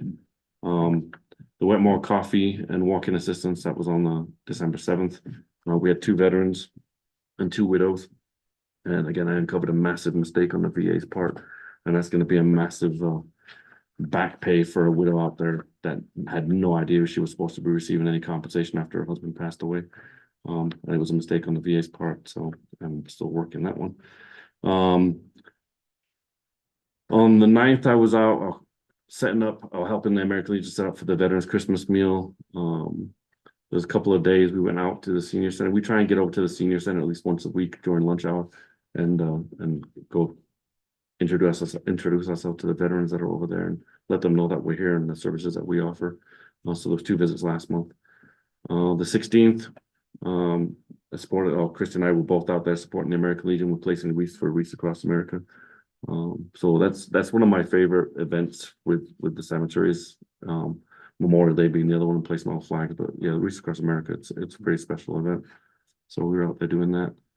The Veterans Coffee Social, we do that every Wednesday. We had 4 events last month. We had as little as 1 on one day and then as many as 10, but by and large, we get a new veteran every week. So that's good that people are still coming in because that's my opportunity to catch them and then get them in my office and get them squared away. And then obviously any updates coming from the VA or anything that we've got going on, we share that monthly via social media or as whenever it comes up. As far as the upcoming stuff goes, on the 4th, Chris and I sat with Lisa with grants with the DVA for Veterans Trust Fund and Veterans Assistance Grant. So we went through the training for that. So Christy and I will both be applying for the VAG grant. Christy for a 501c3 and then myself for the county. So we're going to get those packages in and the deadline for that is March 1st. So we'll have those in before that. This Saturday, we have a retreat with Father Ed Wills from the Catholic Church, and that's the Heal My Wounded Soul, and that's coping with PTSD, and that's Mount Carmel, myself, and then the Catholic Church putting that together. And then Father Ed, he's wrote 4 books. Father Ed, yeah, he's 4 books on dealing with grief and PTSD. So looking forward to that one.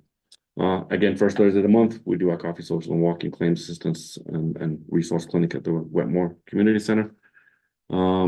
Still working on coordinating a date to get down to Spanish Peaks. It's just been hectic with the holidays.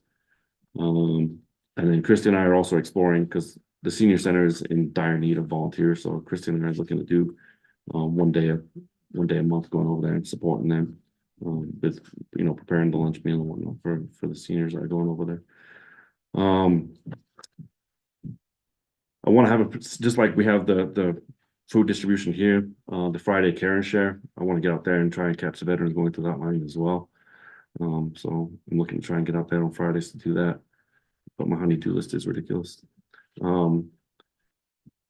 The Veteran Services Advisory Council, I sent out, people requested applications, so I sent out about 6, and I probably got about 4 back, so I'm just waiting on a couple more, and then we could start interviewing for those. I was hoping to have that done end of December, but we just didn't get the response like I was hoping for, so we're kind of putting a hold on that until we can get enough people to interview to get that going.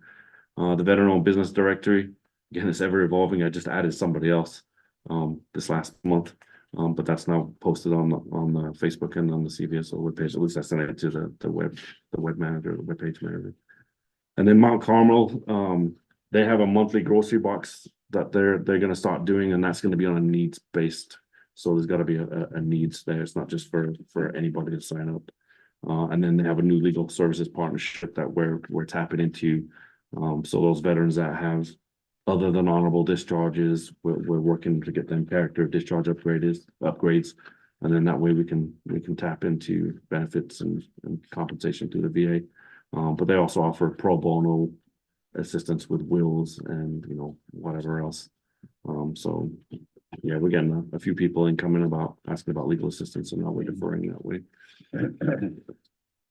That's it.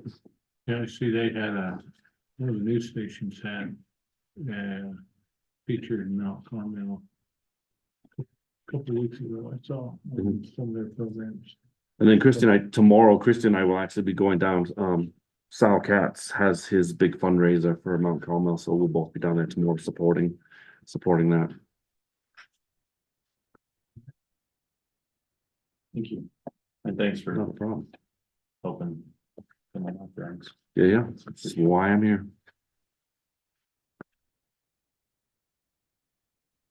Any questions here? Oh, good job. Thank you. Appreciate it. Need? At the moment, no. Maybe if you can like direct the sun around to that side of the building every once in a while, that'd be great. I might have to move the equator to get it to do You're on the that. you're on the wrong corner. I am on the wrong corner. That snow on the corner of the building is from the first snow we had. Yeah, that never sees the sun on that side, does it? Right. I would entertain a motion to sign this. Give me the number again. CVA 26. CVA 26. I found it. You signed CBA 26. Have a motion. Do I have a second? I'll second. All right. A motion on the floor to sign the CBA 26 for the Veterans Office. Any further discussion? No, sir. Public comment? Oh, one more thing. Well, let's finish. Let Okay, me sorry, get my sorry. vote and then you can, Sorry. we won't kick you out. Sorry. Until you done everything. Then we'll kick you. Those in favor signify by saying aye. Aye. Alright, Aye, that motion carries. Go ahead, Dominic. Well, now I forgot what I was gonna say. No, I'm just kidding. So that form you brought me for the semi-annual payment application, the new form that the Division of Veterans Affairs have come up with. I did flesh out what it was that they wanted. They just wanted a copy of my budget, so I was able to attach that and get it sent in on time, so they have it. And I also submit this report with it as well, so they have more than enough. Yeah, we want to make sure we get them everything they want, right? Yeah. Like how many phone calls I made and how many emails. I mean, that shows how efficient and effective I am. Sorry, being sarcastic. I can hear That it. I can sense it. Yeah. Right. Dominic, thank you. Thank you, guys. Appreciate you. Thank you, sir. See you later. Christie, did you have something for us? Yes. All right. Pretty loud, guys. Clear it up.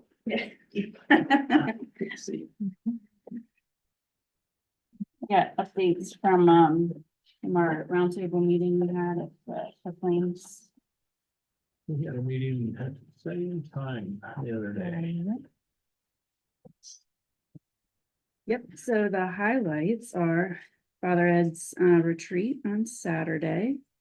We're starting up a Veterans Voice. So the Tribunes and the Sentinel, and then the local radio station and a podcast are all donating, paper space and their time to do a monthly Veterans Voice. The first one is going to be Michael from the secondhand thrift store. Yep, so there'll be articles about that, and then he'll do some interviews. We have a couples retreat in Silver Cliff. I think it's in February. Once I get the flyer, I'll post that, but because I'm not sure of the date. Yep, I think that's it. Dominic covered all this stuff. We're doing the grants. But yeah, any questions? Do you have people signed up for that? Father Ed thing on, Yeah, how many people are signed up? so we have 11. Okay. Sugar lumps still on my food. We're breakfast sandwiches and some wraps and popcorn. And then Mike Pennico's sponsoring it, so he's paying for everything. Awesome. Yeah. So it's a big team effort. Yeah, that's all I got. Thank you very much. Mhm. I don't know anything. Looks good. Do you still Thank want you. that fridge from over here? Maybe, I would like that desk. Put it by Dominique in his office. Yeah, it's cold enough Cool in in his there. office. Oh, that's what we talked about, moving to move the. That's what I Yeah, mean. so there's like a Don't do that. shelf in the bathroom that, it's empty now. Okay, If we can move the shelf where that desk is, okay, so I can put a bunch of I'll move that desk. food stuff, yeah, Okay. All right, I'll talk to Matt. add it to the list. No rush. Get it on the list. Yeah, I'll keep it up. So one more thing, on the grants, the veteran assistance grant, that's available to 501(c)(3)s that provide services to veterans. So I'd already talked to the senior center who were not, I mean, they've been running for 40 years and I had no idea that they would, but they're providing services to veterans. I was working with the van service, which that's not an option. But I was gonna try and get them tapped into additional funds from the BAG. And then also stop by the assisted living place here, because they do, the home health and all that too. And working with, well, I was working with, but now too, to try and get them additional funding through that BAG. And again, they had no clue that they were even eligible, or that it was even available to them, so. Hopefully we can get something back up and running. Hopefully. Transportation. So, Yeah, hopefully. Yeah. We'll see. all right. Okay, thanks. Thank you.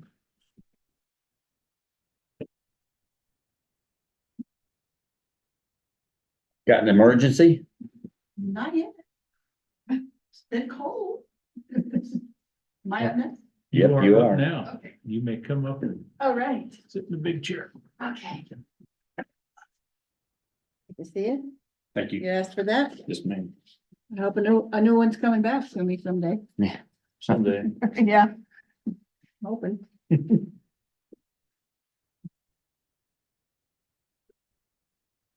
Well, I told Dominic that at the Christmas party that we have gotten some very positive news on the mitigation grant.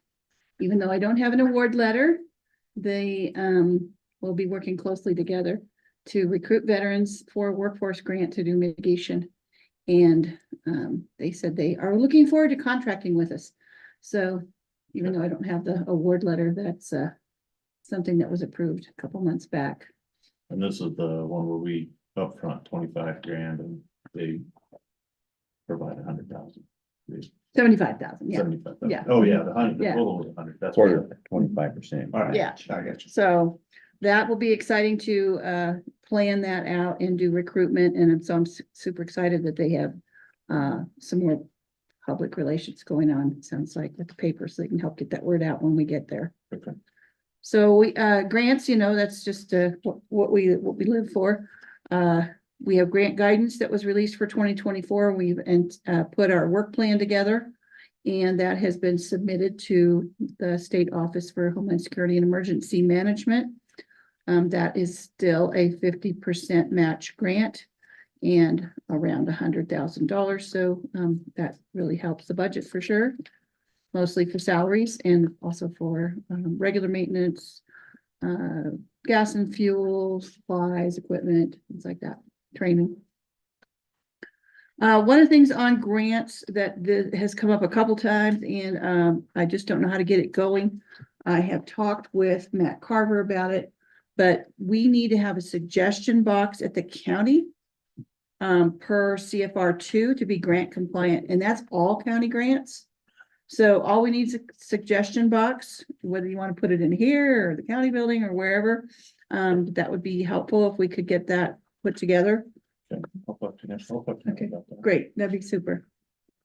I know we talked to him about like you guys were maybe putting some weatherproof agenda stuff together out here. And I thought, well, that might not be a bad place to put it by the agenda, where the agenda is going to end up being. So So what's the title on the box? What are they at? What are they getting? Suggestions for what? anything, really, because the grants support all programs in all counties, and you have more than just our grant. You have other grants that have the same requirements. So that could be suggestions really like for everything. It could be internal staff suggestions. It can be external. It's just a suggestion box, which is, really anything. It's just another way to elicit that feedback from the county people. So I nominate Bill Canada to go through this suggestions. Second. The quick one. You're it, Bill. No vote here. My eyes are getting bad on me. I can't read them anymore. Thank you. Yeah, I'll work with Matt. And whoever's handling the grants would probably be the one that should go through. Well, and maybe it'd be good if, and I hope I don't steal any thunder that you were gonna bring up, but we talked about a grant team. Right. So maybe the grant team can sit down with those once a month Right. and go through those and go, okay, this is what we're getting. Mhm. Provide a report to the commissioners or to the staff. Mhm. the Yeah, community. just say, this is what came up this month and then, figure out if it needs to be action taken or whether it's just feedback, like, there's a hole in the road. I mean, it could be anything. Yeah, But no, while you brought that up, we did have a discussion yesterday about how we could handle the grants and provide more support for each other, throughout the county. And, it's been kicked around about whether we really need a grants manager. Of course, that would be fabulous. I think you can always get more done when you have somebody designated. But if we had a grants team in any department that had a grant, they could work with the other departments, as it's come up in other meetings about, hey, I can't write grants. I don't know how to write grants, or I don't know how to get started, or I don't know where to look. So, Kevin, I know you, are on that upper arc cog group, and they have a grants navigator, Yes. and that includes our county. So they would be a great person to kind of do an overview on what grants are, how they're done, and then I know Road and Bridge was looking for that road grant. So that person could be contacted. I mean, we're part of that alliance. And then we could start meeting maybe those departments that have grants that need some assistance. For example, Road and Bridge, I think. is that Heather Evans? No, Heather is the She's the executive adult. director, the lady that was with her the other day when they came up Oh. here as the grant navigator. Okay. And you caught me off guard, and her name is bouncing around in there, and I won't be able to pull it out at the present time. So That's okay. I can go back through my emails and pull her name out. So, Jennifer rings the bell, but don't quote me. I'll get it for you. Okay. Yeah, and Jennifer Cree will support that because, she was really the grants coordinator. Mhm. And even though, she has a lot of other duties to be performed, she certainly can support that. And whether that grants team needs a leader, I think she'd be interested in being part of that. So we can go forward as, probably as soon as we, can get something organized with just what we had the grant compliance workshop. We could maybe have something like that and just do an overview. Okay. And I can reach out to Upper Arc if you think that's good, at Kevin, or I don't know if you go to those meetings. Yes, I do attend those. I might speak with her, and I'll provide Vince with that information as well. I think I have given it to him before, but I will do that again. Yeah, and he's just hesitant because I don't think he really knows how to write the grants. So even if he found one, he said, well, I don't know that I get it done. So whatever support we can give him. No, absolutely.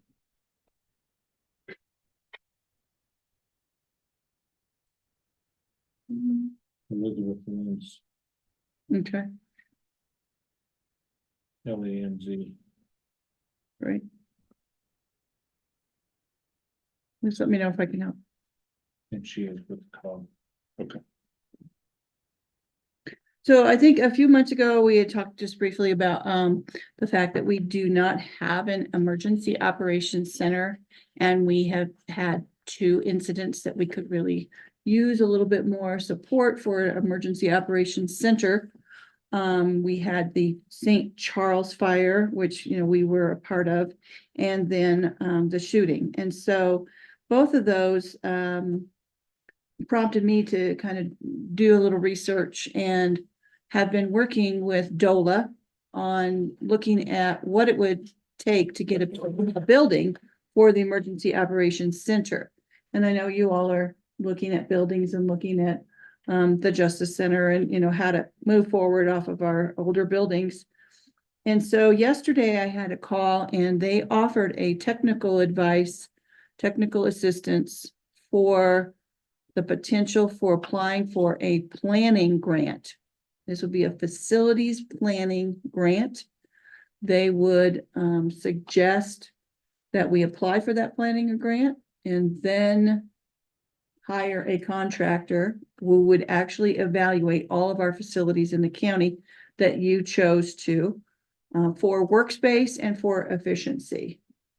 And since we're always moving around and we're kind of on top of each other in a lot of places, I thought I would bring that up today as to whether you wanted to pursue that with our rep, who is Randy Sneed. You know Randy? Any of you know Randy? Okay, Yes. yeah, I think Tom really talked with her more. But this grant would be through DOLA, it would be reimbursable to take and look at all of our facilities, maybe help drive the needs for some of our justice and court and. So it's not just Oh, the yeah. EOC you're talking about. It's a Right, when I- Regular, get a grant for any kind of thing you might have need for. Yeah, and the way she described it is that, you know, this would give us a more comprehensive look at what buildings do we have, what are our future needs? And you know, we do have pretty old buildings, 1800s. And so what would that, you know, what would that look like? Obviously, if you have that kind of assessment, that would put us in a better position for a resiliency grant. And that would be something that Huerfano is doing. And so they have a building that the county commissioners bought. It's a 3-story building, and they are turning it into a resiliency hub. And so they're having a number of services in this building that's like outreach for those who are in poverty or, you know, aren't able to really access services. So that's a kind of an outreach and services hub. So, you know, not that, you know, we need that, but it certainly could play into some of the things I think Dominic reported on with veterans and the needs that they have and outreach. So Lucas is got the buildings and You know, stuff. the facilities. You want to just look at it and see what you think of it and come back with a recommendation to it. See if it's worth pursuing with the DOLA or not. As long as we don't have a match, if they want to come out and give us, Talk about it with do it. an investigation, present, hey, this is what you have available. This may work, this may not. An overview. And as maybe. long as we don't have to upfront any county money, I'm okay with moving forward with it. I do have a conference call or a Zoom scheduled with her a month from now. Okay. So I could either move that to a presentation or you could be a part of the call or whatever. Yeah, just. Okay, look, yeah, okay, super. I'll let you know. I'll give you a calendar invite. Super, I think that was a possibility for a way forward. We are gearing up for the Homeland Security Grant. That's this time of year. Are you gonna go through each of these grants? Oh, no. I'm just trying to figure out where I am. Oh, I'm actually under forecast. Okay. So I'm on that last page. Okay. There you go. Okay, so we've got the work All plan right. done. Okay, and we're gearing up for Homeland Security. All right. That's this time of year. I've not gone through that process before because I think I came 5 days after they closed the grants last year. And so I have one application from the dive team. And the other one, we are planning to put forward some damage assessment iPads. So we would have a way to capture information with the crisis track.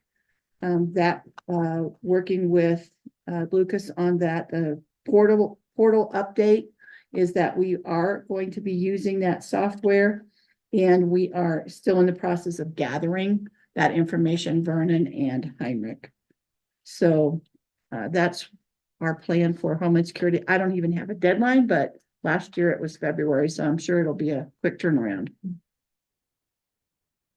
We are developing the process for inventory. We've been talking about that for a while. We are going to start with EMS and we're going to inventory their radios, including the ones in the ambulances, on the 30th of January. And then we will move on to the sheriff's department with their radios and their backup batteries and all that on February 6th and February 7th. That will also be their vehicles. So we are starting with our radios, and then eventually the sheriff and I will be reprogramming all the radios after we get the templates, but that'll be down the road. We do have a Colorado Emergency Preparedness Assessment, the SEPA, set for March 26th. In this report, you will see February 28th. That had to be changed. So it'll be March 26th at 8:30. We'd love to have all the commissioners there. This is a capability assessment for what we can handle in a disaster, which will drive then potential exercises or trainings, as well as equipment that we might need to respond to all kinds of hazards. So that was done previously in 2021. And then it's about usually done every 2 or 3 years. So we'll see if we've gained or lost any traction on our capability. You're gonna send out an announcement and tell us where, Definitely. It'll be at SAR. an invite. I should Yep. say. I'll send you out a calendar invite, Jennifer. It's 8:30 to 11:30. 8:30 to 1. Phone enough in here. Yep, 8:30 to 1 on March 26th. It's a Tuesday. Okay, he had it for Wednesday and that's not gonna work, so when you guys switched around your dates on the meetings. Yeah, I linked in my, Okay, I'm on my calendar. okay, good. Great. And February is the statewide SEMA conference. Jennifer and I will be attending. The state provides lodging, so we will be gone during the February staff reports. So I will submit a written report and go from there. Any questions? What's the SEMA conference again? It is a statewide emergency management conference, so usually about 50 of the 64 counties come. So an opportunity to go to workshops every day, 2 or 3 workshops, a couple of keynote speakers, and they talk about things like recovery from the Marshall Fire, some of the legislation that's coming up on fire, such as that crisis track and other things. So it's an annual conference that is very progressive. They usually have keynote speakers from National Emergency Management Association or someone that's, from another conference area that has more disasters than we do, or hurricanes and things like that. So it should be really educational, usually pretty progressive. It's one of the best conferences I've ever been to, and I've probably gone to, I don't know, 13 or 14 of them. I went to the very first one, and I remember when they had a presentation on the Atlanta bombing at the Olympic Center. And they said, this is going to be the future. It's going to be terrorism is going to come to the United States. And I was like, what? Way before September 11th. So it's pretty progressive. Yeah.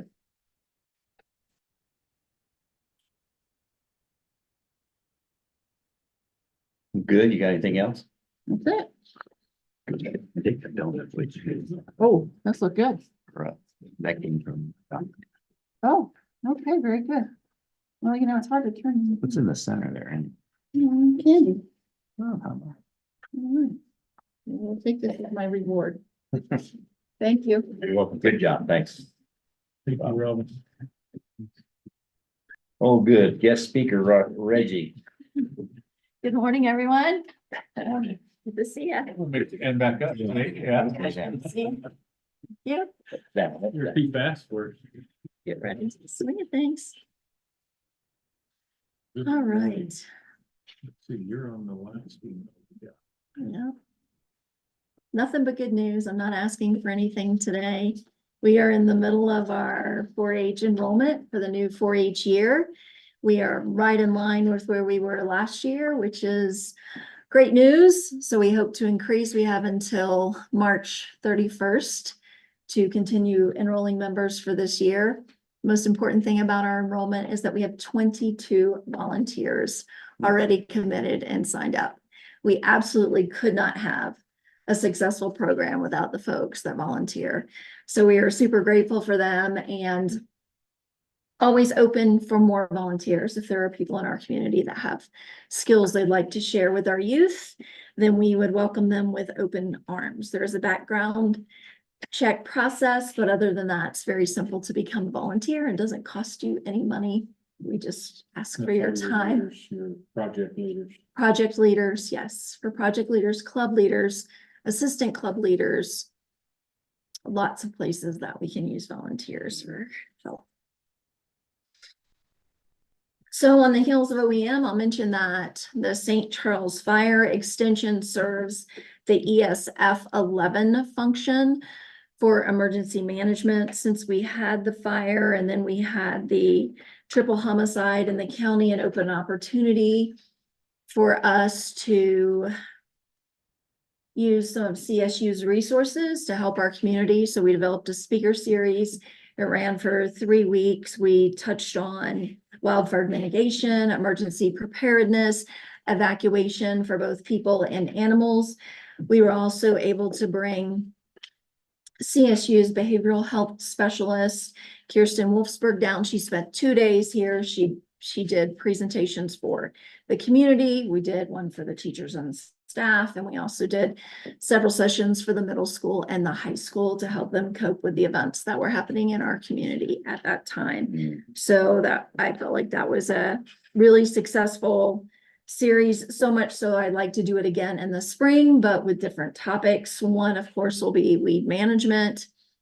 We are working with CCCD and our partners in neighboring counties to try to figure out how we get our weed program back up and running full speed. We are handing out a lot of books to our residents on weeds, not just weeds, how to control them in your own space, but also looking at the bigger picture. And there's $2,000 of that reimbursable grant that can be used for that type of stuff.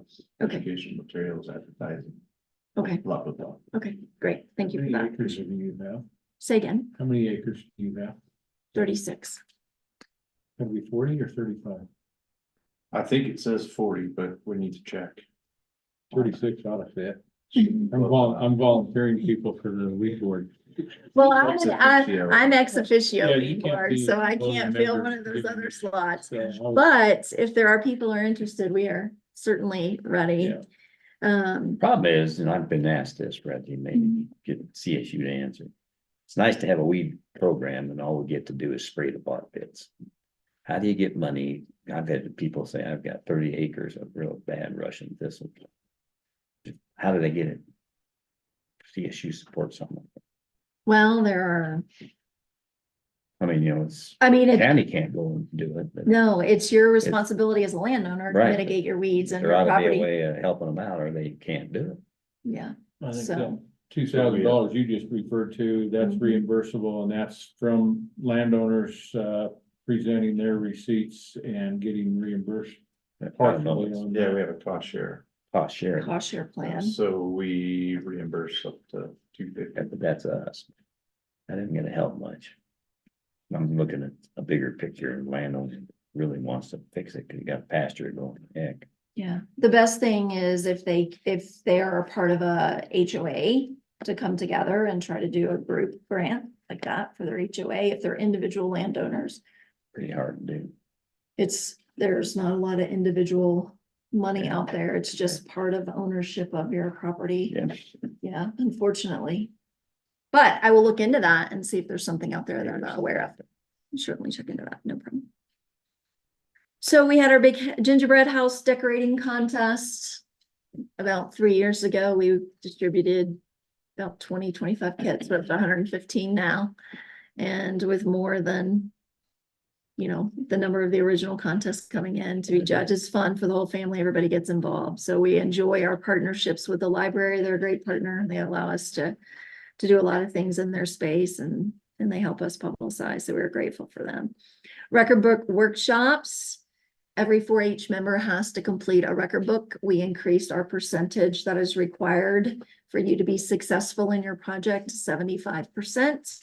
We are holding workshops every month to help the kids get there. It teaches them basic record keeping. We are growing our next financial director for the county. So we are helping them through that to learn to do that and be successful. So we'll do that through FAIR every single month. Health Rocks is a great program that we have here in the county. I've been able to teach some of those programs in our school, thanks to our partnership there. And I'll continue to implement it is an anti-tobacco, alcohol, drugs, healthy living curriculum is what it is. We do get some grant money for that. I have been asked by the Colorado State Office to be a trainer for Colorado on that program. So I'm excited to be able to help train other agents across Colorado on how to facilitate that program as well.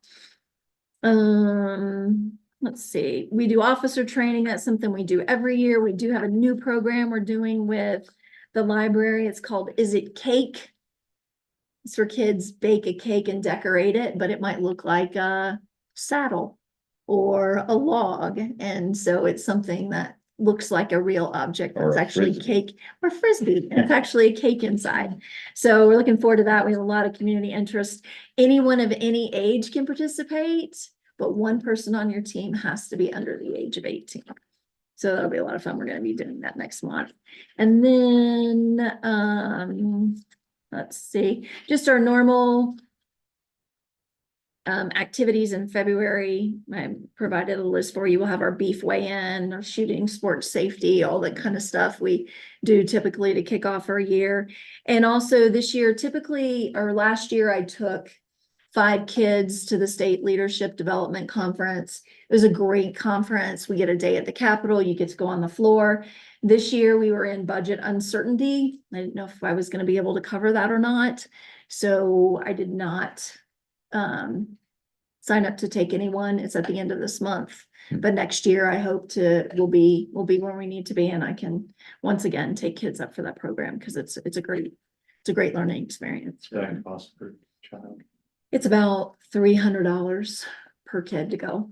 Plus we have, all the travel expenses and everything else. So it's pretty hefty price tag. Worth it, but if you're uncertain where your budget is, gotta make different decisions. So, do you have any questions of me?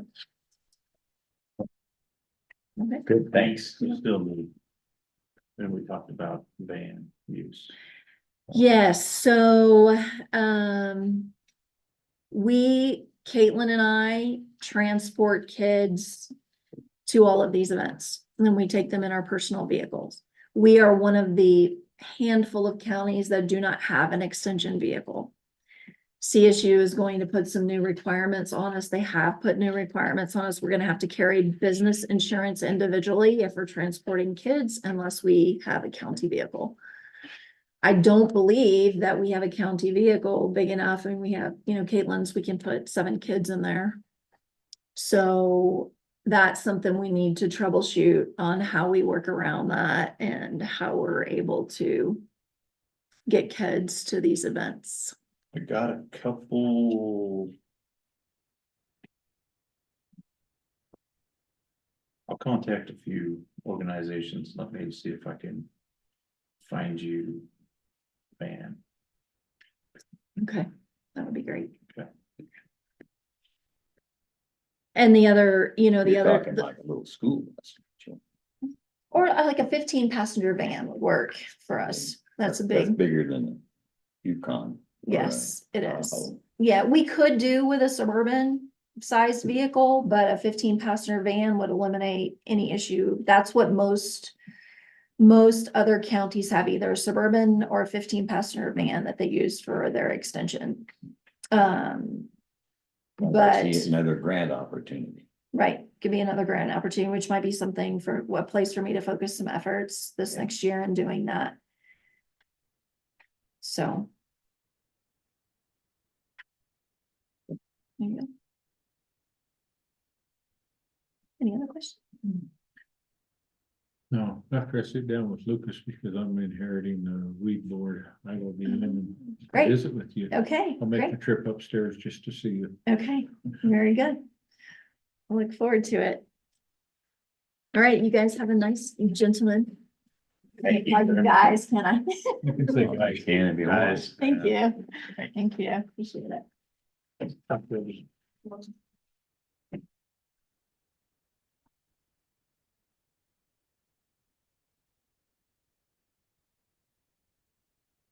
Okay, that will bring us to IT now. Brendan was here a while ago. It's in the back, I think. All right. You wanna holler at him? Did he want to be last? We moved He was him. snoring a little bit.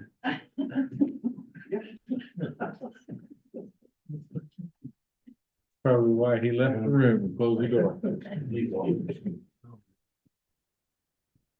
No break this time? Oh my goodness, muffins. We're taking one. It's Vernon's turn. Let's take a break. Okay. I have my staff report for IT, finance, I guess it's being, combined right now, or we could do the mill levies. Which one would you like to do first? Do your staff report first. Okay. And we'll go to no levies. First thing we're looking at is the proposed Xerox lease. You'll find the pertinent information on page 5.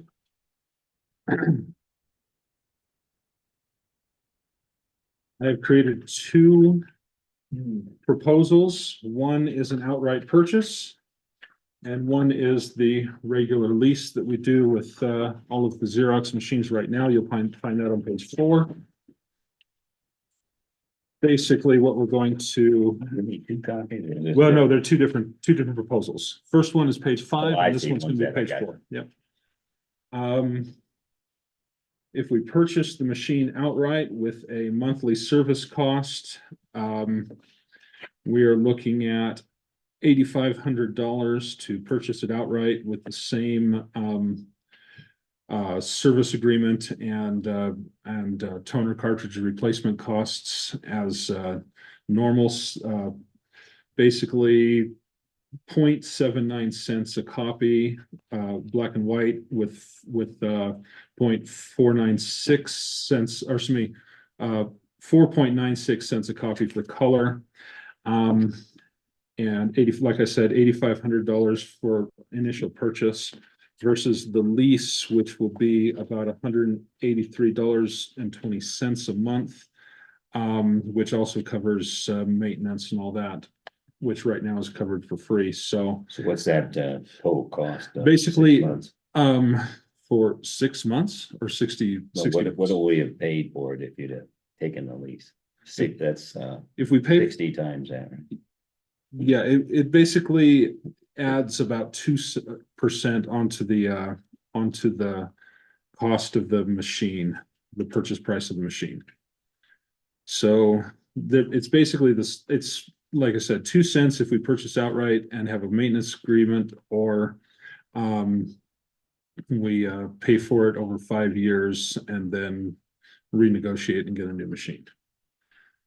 So it's basically 100, if we purchase it out and we do it over the same 60 months as the lease, you're looking at $162 instead of $183.20.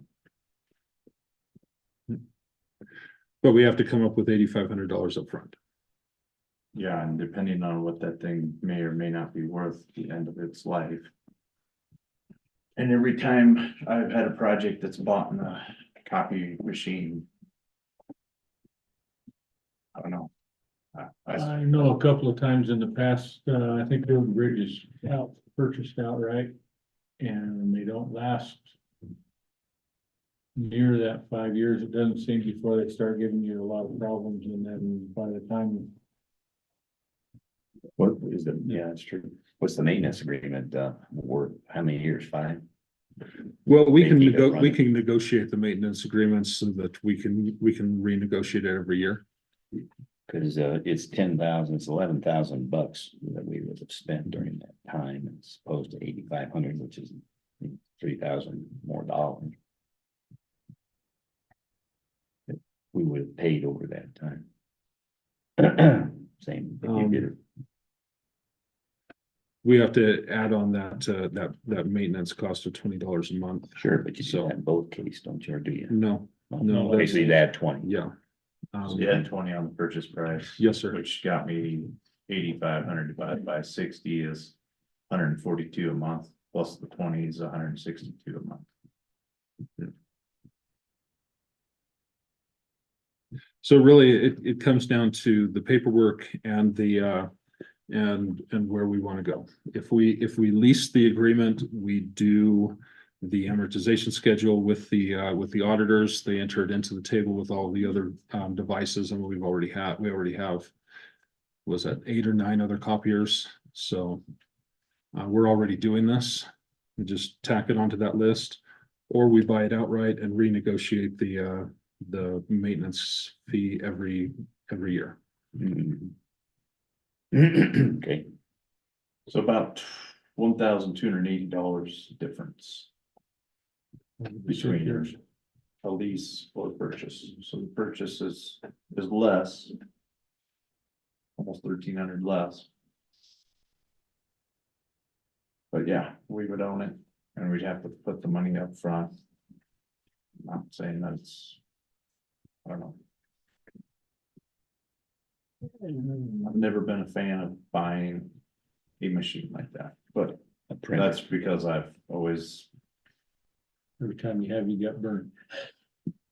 just about every time, yeah. I think I'm in agreement. I've seen that they don't tend to last that 6 years. Given that, I think I would move that we would move forward with the lease. I'll second.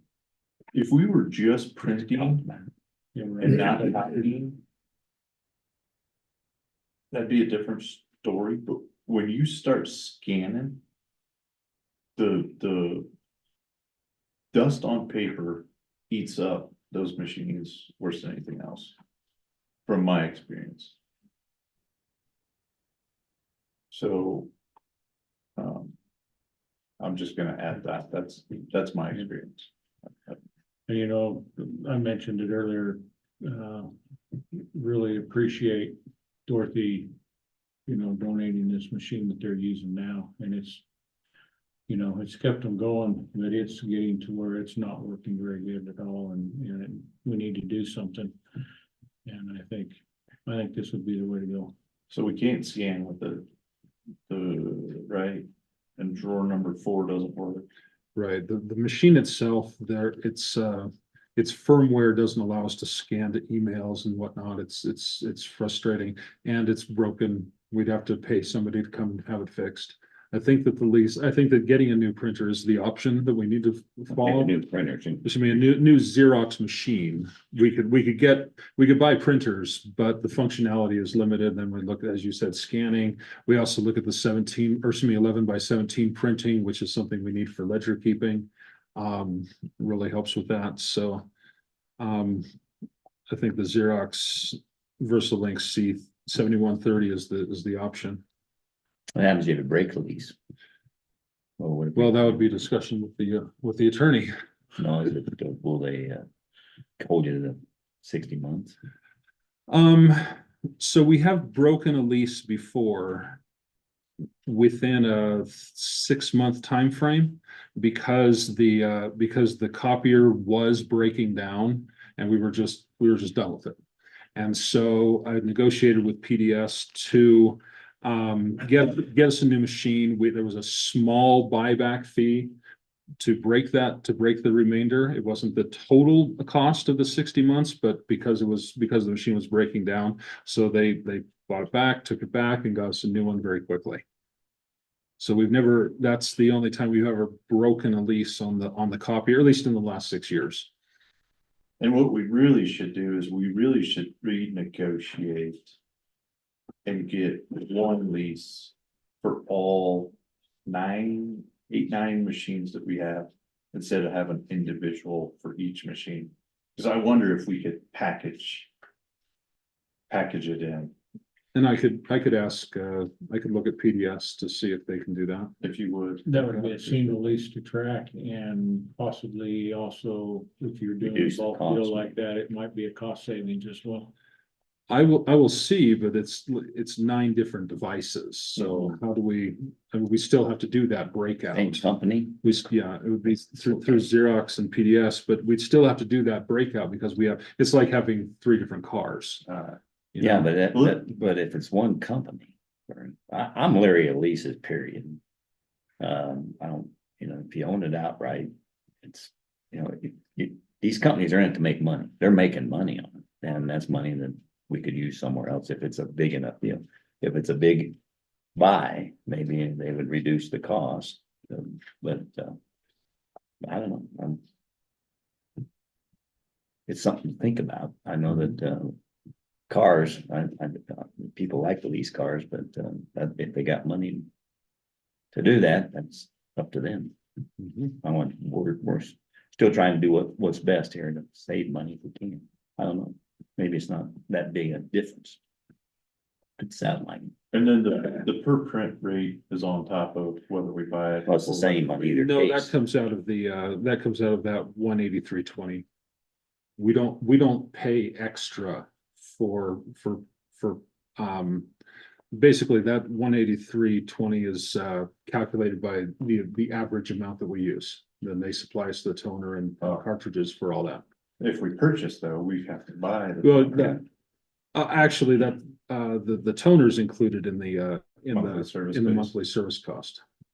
Okay. See, so same. So we're looking at the same service. We're just looking at how we pay for it differently. Okay. I'd be willing to look at purchasing outright. And I hope I'm proven wrong over the course of 5 years, because I mean, I've been on projects where we'll spend $50,000 to purchase a copier, printer, Xerox machine, and we spend thousands of dollars repairing, and it's the downtime, it's the frustration you put on employees out there. Now, we're not bringing in large amounts of paperwork from the field, so to speak, that's getting scanned in, that's got large amounts of dust on it, but. Well, you can buy a maintenance agreement, of course, and then the warranty. Is there a warranty on it? That's covered under the maintenance agreement. So the monthly service base. So you get it replaced. Yeah. Maybe I'll do a trade. I don't know. Right. I don't know. I think we have to try to save some money if we can. Do we, and I guess, what do we want to do with this machine after? Give it back to Dorothy? Or do we want to look at it as a? Does she need it? Does she need another one? No, she gave it because she had it from an old business. Firmware can't be updated. I see. We've tried to make that machine work. That's, yeah. As you buying it outright, you don't have that long-term stability, as you mentioned. So, and with a newer one, we're going to have that, and with a service agreement, we're going to have that long-term stability. But what we've got back there is, just not viable anymore. So as long as we pay the monthly service base, do they warranty that machine, or is that up after 5 years? I'd have to talk to them about that. Okay. I'd have to find out what their, after 5 years, what it looks like. These machines really don't last beyond 5 years. We have every 5 years we buy them. I've replaced 3 of them so far at the end of their 5-year lease. As I mentioned, the one was 5 or 6 months out and it was done. It was we were having repairs out here monthly. And that's the one we broke the lease on. Yeah. Told them. Yep. So let's get something new. We gotta look forward, we're gonna get more and more stuff to do and bigger. We ought to try to optimize the capital investments we make. And this might be a start here to take a look and see what we can do. And maybe it's easier from an audit point of view, I don't know. We got in trouble on leases. It's definitely a, you make one entry and you're done. Well, Purchase it out. And then you have the monthly service space that you're gonna do on. Maybe this is a CPA or a financial accountant question, but I know they work. Whether it's smart to buy or lease before you make a decision. Right. And we ought to try to practice starting that process now. Question, I guess, probably for you. Monthly service agreement. For 5 years, is that considered a lease? That's why I was saying we renegotiate it every year. So that's So only. that we, 12 so we months, put, so we put it, yeah, so we keep it in a 1 year time frame. So that we're not looking at that amortization schedule. Yeah, and I would agree with that. That's probably about a month. If you don't pay it, you don't get. Right. Then you can cut and run anytime you want. But that could, after that price. Hmm? Each year that price can and probably will go up. If we renegotiate every year, probably so. So really, Lucas, I think it's something that when we get somebody in here to do a trade for us, look at it as an accountant would, and I know I've seen this. Corporations I've worked in and others, they make those trades, those financial officers do to make a decision whether you're gonna buy it or lease it. As you know, depending on how big equipment it is. You know, if we don't have the money in some cases, we need the money, like for a loader or something, that's a different story maybe. But for things here, I don't know, we'll start trying to evolve here. Maybe take a look at it. We're not in any, do we need to do it tomorrow? Probably so. It'll take 2 weeks. They've been asking for it for months. It is not, I know they do. Yeah. it's not working No, very well at all right now. Yesterday, you could hear it. Carrying on clear out here. And we could definitely suffer through and. Well, $8,500 is. We're not talking about 85 for every time you turn around, it's worth taking a look at, I think, to save it. If we So buy it out. what's the motion to We'll get lease? to you in a second. There was a discussion to lease it or not. We have a motion on the floor to go with the lease, and we're in discussion. Okay. So do we have further discussion? Right now. Or I'd be willing to look at a purchase. I just.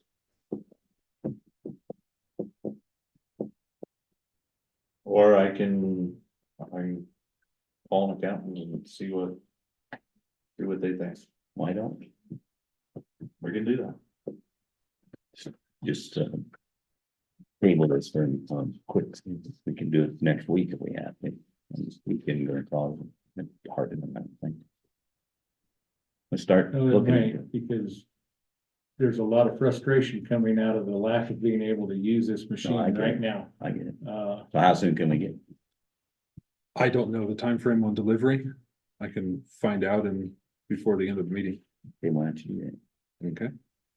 I would prefer to have to move forward one way or the other today because of the issues that are going on back there. Then, I'm only one person speaking on that note. We can move forward and see how this motion carries out if you want, and Yeah, let's do that. and so that, are we done with discussion here at the table? Sure. I'd open it up for public comment. Nadine? Nadine Peterson. You're talking about Xerox, and is that the brand name or is that a generic name? Because, there are many other copier companies out there that might actually work better than Xerox.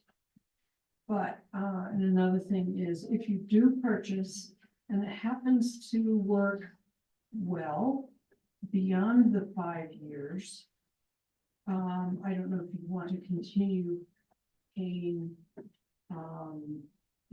the maintenance fee or whatever to cover everything, but, somehow it's like if you don't pay the repair fee or something like that, you would be saving money if you know, renegotiated and said, okay, we only want this part of the maintenance agreement. So that would cost less.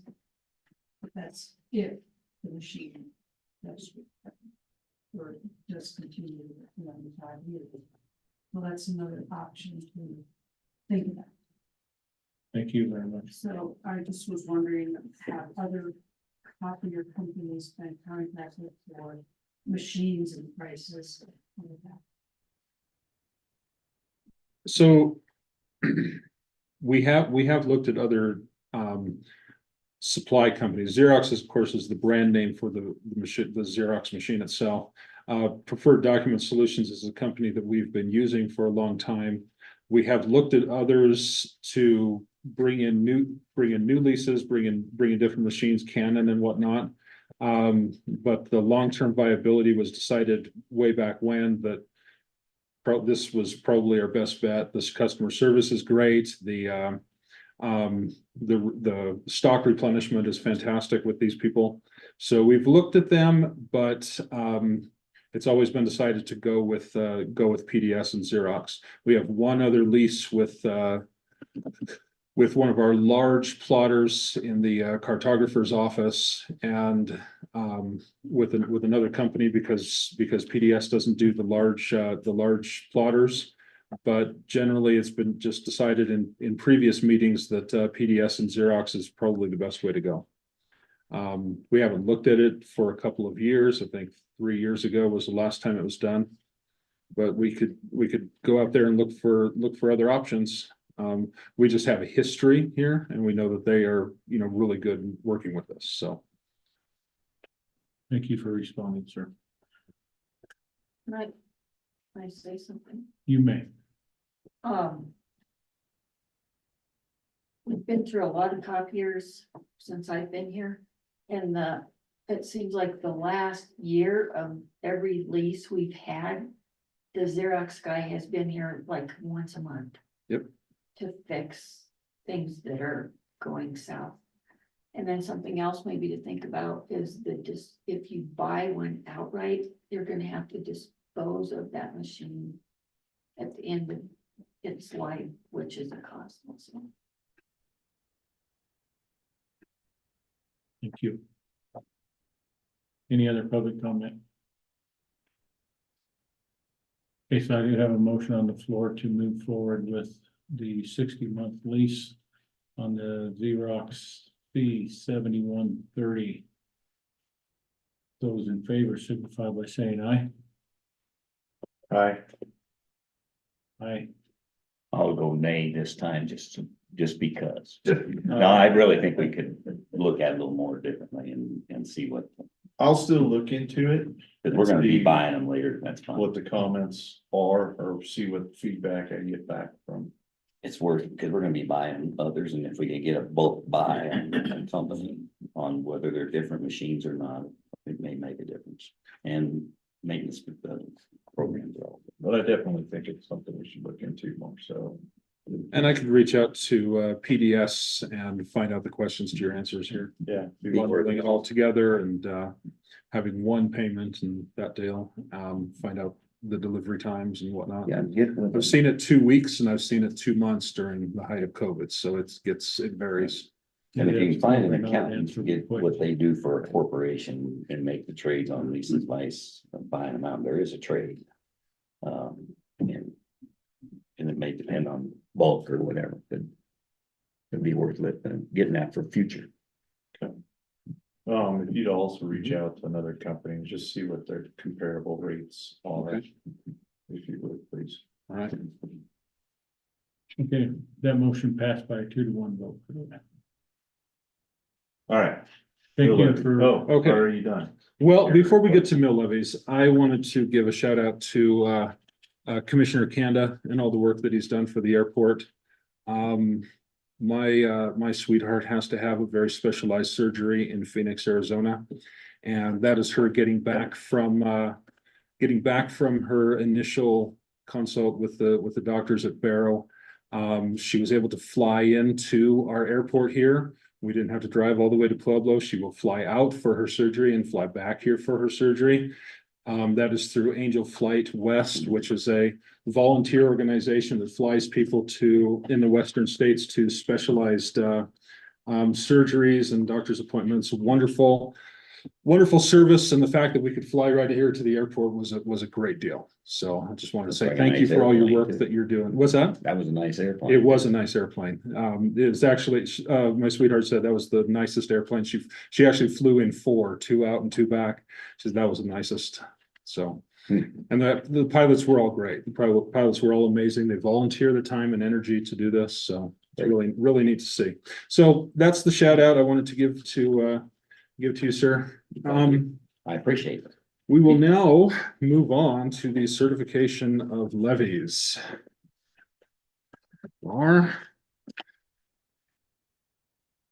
And we'll only sign one of these, but I printed off 4 copies for everyone to be able to review.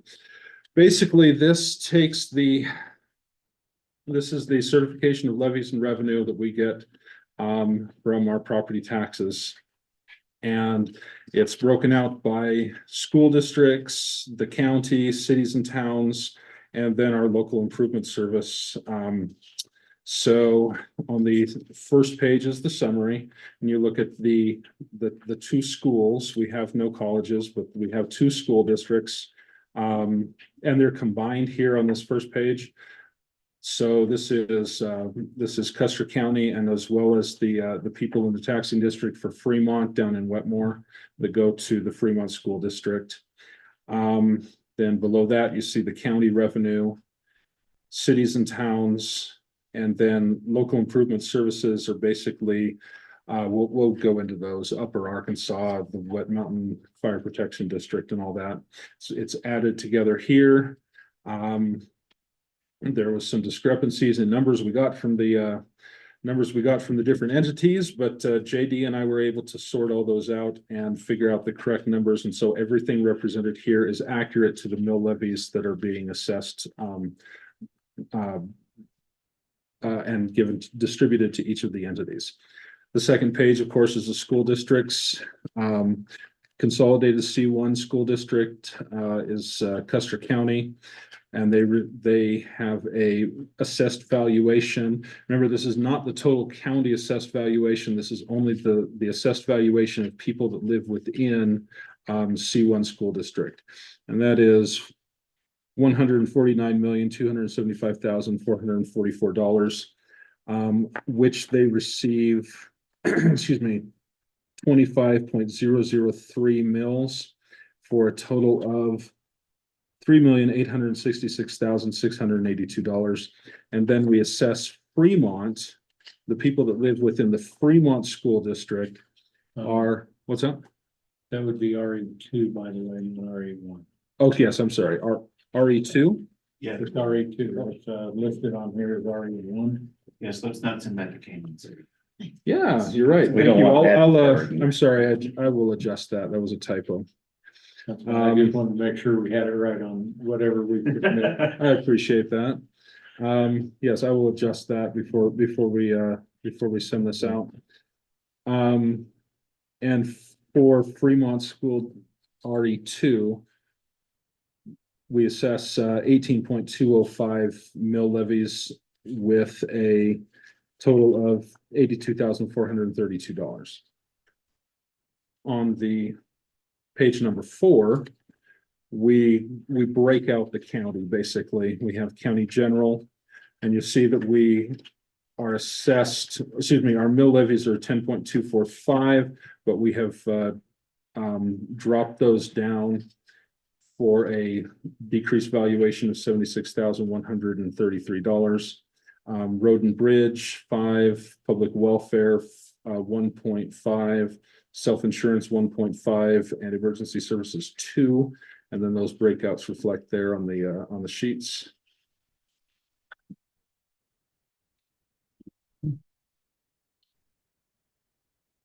Then next page, we have the town of Silver Cliff with 3.186 mill levies, and the town of West Cliff at 5.15 for total revenue For both of them, 105,289. Now, Town of Westcliff did adjust their mill levy by 0.523, so subtracted $7,062. So they dropped it. Huh? They dropped it a little bit, yes. Then on page 6, we have their designated local improvement and service districts. We're looking at Rye Fire Protection District, Wet Mountain Fire, Round Mountain Water, Upper Arkansas Water, West Custer Hospital District, West Custer Library.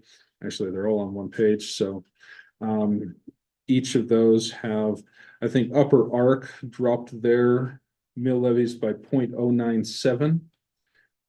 Resulting in a decrease of $14,919. Everybody else is, no one else dropped their mill levies on this page. The last 2 pages were, so this worksheet comes from the state, and the last 2 pages do not apply to us because we don't have we don't have bonds, and we don't have any other servicing districts that don't fall into the above categories. So really, our data is looking at the very first page here. Good presentation. I move we accept the certification of levies and revenues presented by Vernon here. I'll second. Okay, so I have a motion on the floor to accept, approve the certification of levies and revenue as presented here, I guess with minor adjustments. With a After the typo, typos fixed. one or two typos. So we have discussion here at the table, so I'm gonna ask another question. What's the red 0 right under the 150? So in the initial calculation, the numbers given to us were slightly off. And I worked with from different entities, Rye Fire Protection District, in particular, and Fremont County School RE2 was slightly off. So working with JD, I was able to find the correct figures that needed to go in there. And so there was a $500,000 imbalance on that red 0. But when I was able to enter the corrected figures, that difference went to 0. So that's correct. And so that's why the 0 is there. Okay, because it had populated a number earlier Yes, in the process. and I didn't want to give you a certification of mill levies with $500,000 off. That would have been bad form. Not the bank. Thank you. Other discussion here at the table. Should the 14919 on the Title 32 statutory districts, should that match the? Where are we at here? What page? Maybe I'll just wheel around here. Okay. This number here, should that not match? Well, I guess it does. It's 2 cents. Oh, is there 2? You know what? In there, I wonder if there was a rounding error in their spreadsheet.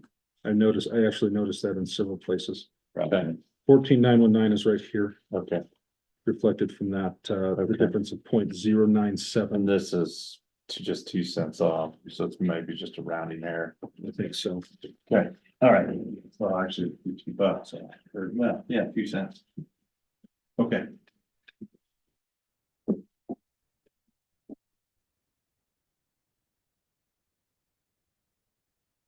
Oh, otherwise I don't have any other comments. Okay. So they're gonna be here, does not feel. I think the state likes to round up, and this is their spreadsheet and calculations. So that should not be an issue. should not be an issue. Okay. I wanted to check on that before I said yay or nay. Okay. Anything else here? No. Public comment?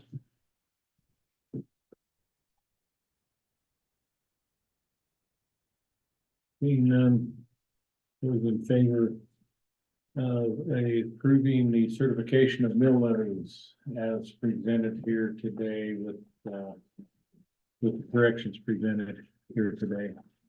Signify by saying aye. Aye. Aye. Aye. No, that's all right. That motion carries. All right, I will bring you a sheet to sign, but right after the meeting. Thank you very much. Thank you. Anything else? Good job. Thanks, sir. Appreciate it. What was the service that your sweetheart used? Angel Flight West. Angel Flight. Okay. Vernon, can you Yes, give ma'am. me a signed copy? Yes, ma'am. Get that. 100%. And do you need these? I can take those back so they don't clutter up your desk. Exactly. Especially since I had the wrong school district on there. One typo, sorry. One about typo. that. All right, we'll get that to you by the end of the day. RE1 is the biggest one anyway, so.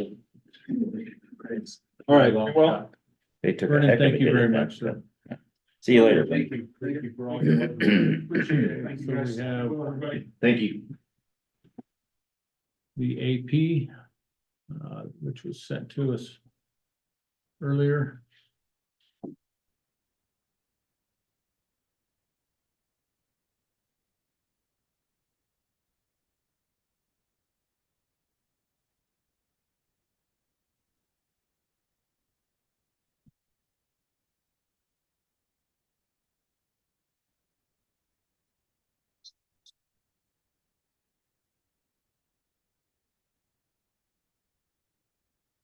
Any questions, comments, questions?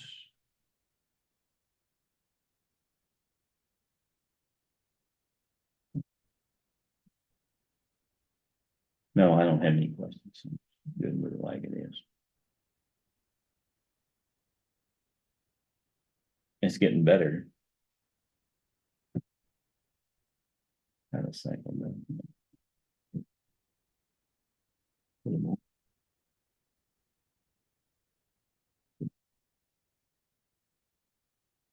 Anything that jumps out at you, sir? Or if you had a chance to bend through it, probably not, huh? I have, it's first run through it pretty quick, but but I didn't, nothing.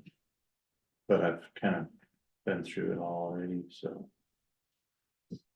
Back in Jen's office, so.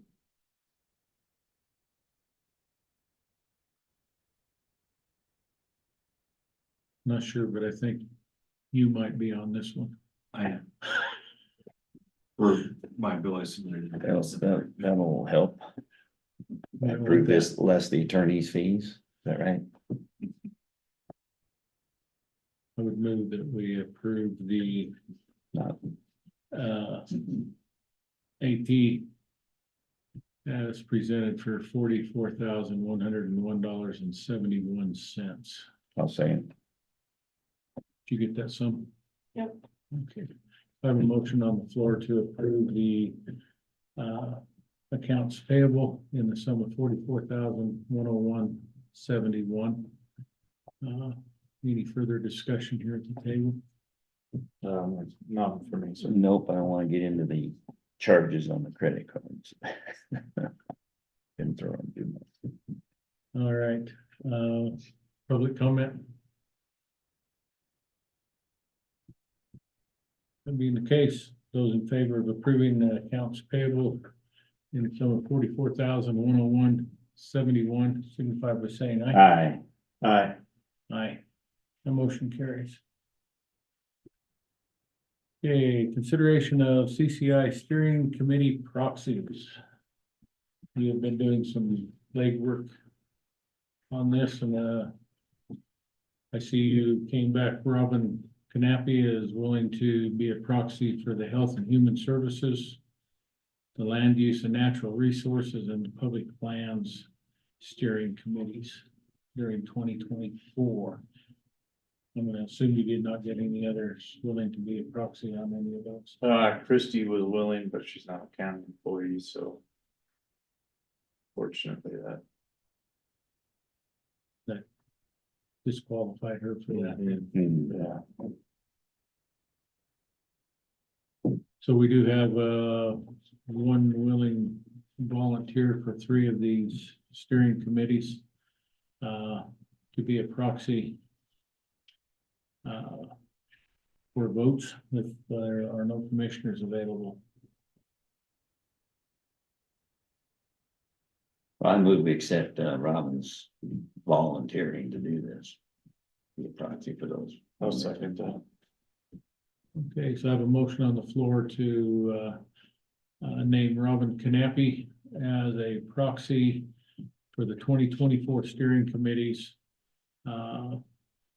at CCI on the Health and Human Services, Land Use and Natural Resources, and Public Lands steering committees. Any further discussion here at the table? None, sir. Public comment? James? That implies that for all the other steering committees, you will not have a proxy. That is correct. Right, if we don't show Again, I go back to what I said the last meeting. The proxy is merely a person to represent the missing person to vote the way that missing person wanted to on any given hearing committee.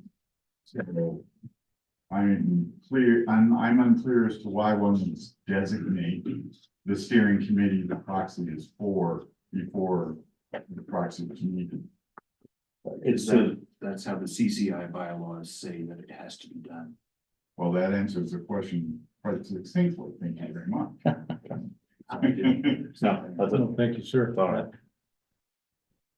And that's the way the form, because of that, that's the way the form comes. We have to designate certain individuals for certain committees. It was a little untransparent when I asked the question. That way they got a name ahead of time. So. Okay, any other public comment? None online either. So those in favor of designating Robin Knappy for those three steering committees as proxy for 2024, signify by saying aye. Aye. Aye. Aye. That motion carries.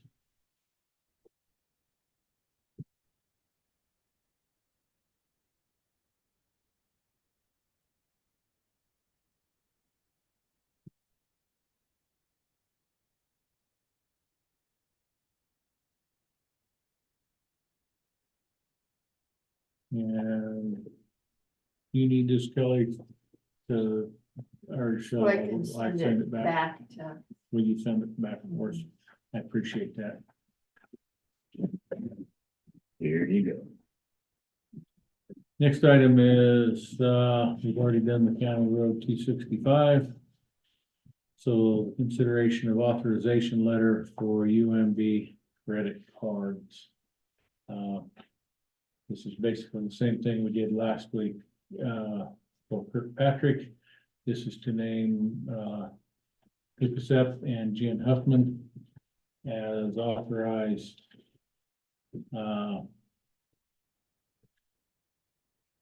administrators. I couldn't come up with the word I wanted, on that account so that they can get in and have access to that account. I move we authorize Jen Huffman and Lucas F. to be what you call it? Yeah. Authorized administrator. Authorized, it's a new name, authorized administrator for the credit card. Kirkpatrick Bank. I would second that. Discussion. Just, we have a meeting set up, Jen and I, with UMB credit card processor, and it's the same person that set up the accounts.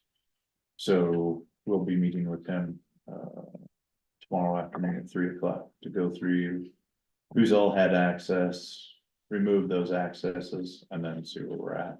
Start printing off and going back to the time frame when we started that account. So If I said Kirkpatrick, I meant UBB, but UMB. you had mentioned Kirkpatrick somehow in the discussions. Well, maybe you did. Did you say Kirkpatrick in your motion? I may have. No, I don't think. I thought you No, I said didn't. I UMB. didn't say. All right. Any further discussion here? Public comment, go ahead. What's the credit card situation?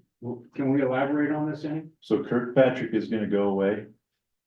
And it's not Kirkpatrick is just an administrator. So TCM is the credit card processor for Kirkpatrick, and those cards are gonna go away. We'll finish up our account, what we owe, that'll go away. UMB will come into it. UMB doesn't charge interest or late payments. Kirkpatrick has been and was from the beginning, so. Next question is, what were the credit cards for? Was it county had credit cards? Yeah, and that took place in 2020, 21, sometime in that. So we'll get a full report from that activity on what took place there? On which activity? Well, it sounds a little, is that a pretty common practice, I guess, just to have credit cards for whatever? Well, I don't know what it's for. So it's for use for purchases. Going to conferences, whatever it got started on. Some of it is reoccurring monthly statements that, Vernon uses it for some of the telecommunications stuff because, it's just a reoccurring payment that happens on that. And it was easier to process than process through, CIC and a once a month, AP, system, so. So it's part of the bookkeeping system. Yeah, I mean, we use it. They go in. The different departments. Some are the small ones like, I think landfill in the corner, just bring them to the finance department and they enter them in. But the larger departments, you know, Kelly and JD and Virginia, they do their own, they go into CIC. They make those payments, code the expenses to where they go. And then when it's ran through AP, we print out the checks and send them out. So that's kind of what it's being used for. So stuff that's been either harder to set up as a separate account and not just a charge account, but so. And I don't know all why it was set up the way it was set up. I have the history on all that. It happened a long time ago, and I think, I remember, and maybe it was Braden that dealing with it as we were transitioning into CIC. And they're not cards that were issued to every employee, they were cards to department heads and others. I don't remember how many you got out, to tell you the truth. So the credit cards have been around for a long time, longer than just 20 or 21, I believe. No, yeah. Oh, Just no. There was just very few of us that had one. That's right. Until. And I don't 21 really is what it Yeah. looks like When it expanded. to more departments. I don't know how that happened. Could we get a good report on that? Yeah. And some clarity on what took place? Yeah, I'll see what I can do. Yeah, thank you. It might take me a little time, but Yeah, we're trying to get it all. I want to see it. We all do. Awesome, good deal, thank you. It has to be fixed. We're not Transparency. gonna let that happen anymore. Anybody else here in the room? Mispayments. Deb, go ahead. Good morning. Just to give clarity to the credit card issue, if the county did not issue credit cards to specific departments, tourism included, it means we then have to use our personal credit card. So the county does keep track of the expenses. Each department should be paying their credit card on a timely basis. So the county providing credit cards is a benefit to the people in the departments instead of using a personal credit card. There's nothing nefarious about the county providing credit cards to departments as long as the departments handle the credit card well. Just want to clarify, it's not nefarious, it's a benefit. Until the credit card situation is straightened out, I am using my personal Discover card, and I would prefer not to. Thank you. Thank you, ma'am. thank you.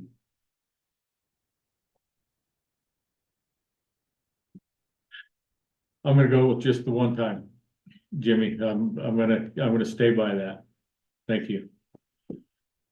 Okay, so I do have a motion on the floor. To approve Jen Huffman and Lucas Epp as authorized administrators. For the UMB. Credit card. Those in favor signify by saying aye. Aye. Aye. I guess I'll say aye, even though it's. You have no Yeah. choice now. Okay. Just make sure you don't benefit monetarily from that. You could just say, I'm not involved in that, there's decision making on it. Yeah, it really isn't. I really shouldn't, but. It's all good. No, the issue really was that there were late charges that they just kept snowballing because What's your the report? payments got in before or after the billing was there and the company just kept billing. Didn't get caught. soon. And I'll give this, if you want to hand that to Kelly too, then.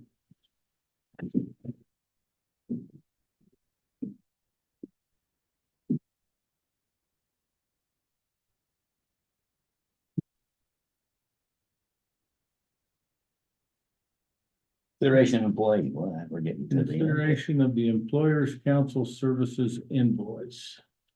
You can bring that too, sir. Here. Yes, I You did, gave me a little sorry. Sticky note. I thought you meant physically. Sorry. You gotta talk about it. So there's, I mean, from what I've heard. A verbal report was given to the sheriff. So does that meet? The requirements of the contract that we signed with Employers Council? And I guess, Dan, I put it on there because we have 2 unpaid invoices.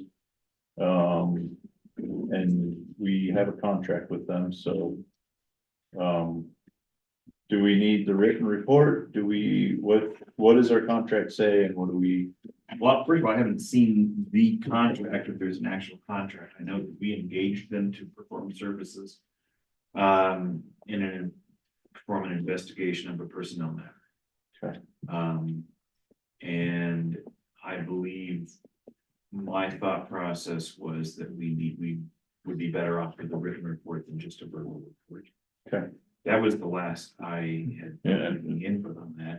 So I don't know if we still have, if that's still outstanding, whether we're still waiting on a written report or not.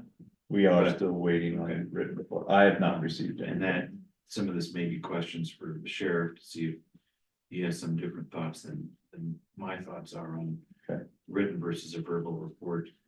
But in the end, we've engaged an entity to perform services for us, and they have performed the services, so I think we probably should pay the bill. Okay. But we discussed this before and I haven't seen anything either. And I think it's what, $2,000 and it kept it increasing. It started off at 2,000, now it's at 8 or whatever. I don't have any idea what you know. And so there's still a piece they've added, came back for 2,000 more or something. I don't even know what I know what it's for, but I don't understand, haven't seen. And this written report would not be available to a court request. That's correct, it would not. Okay.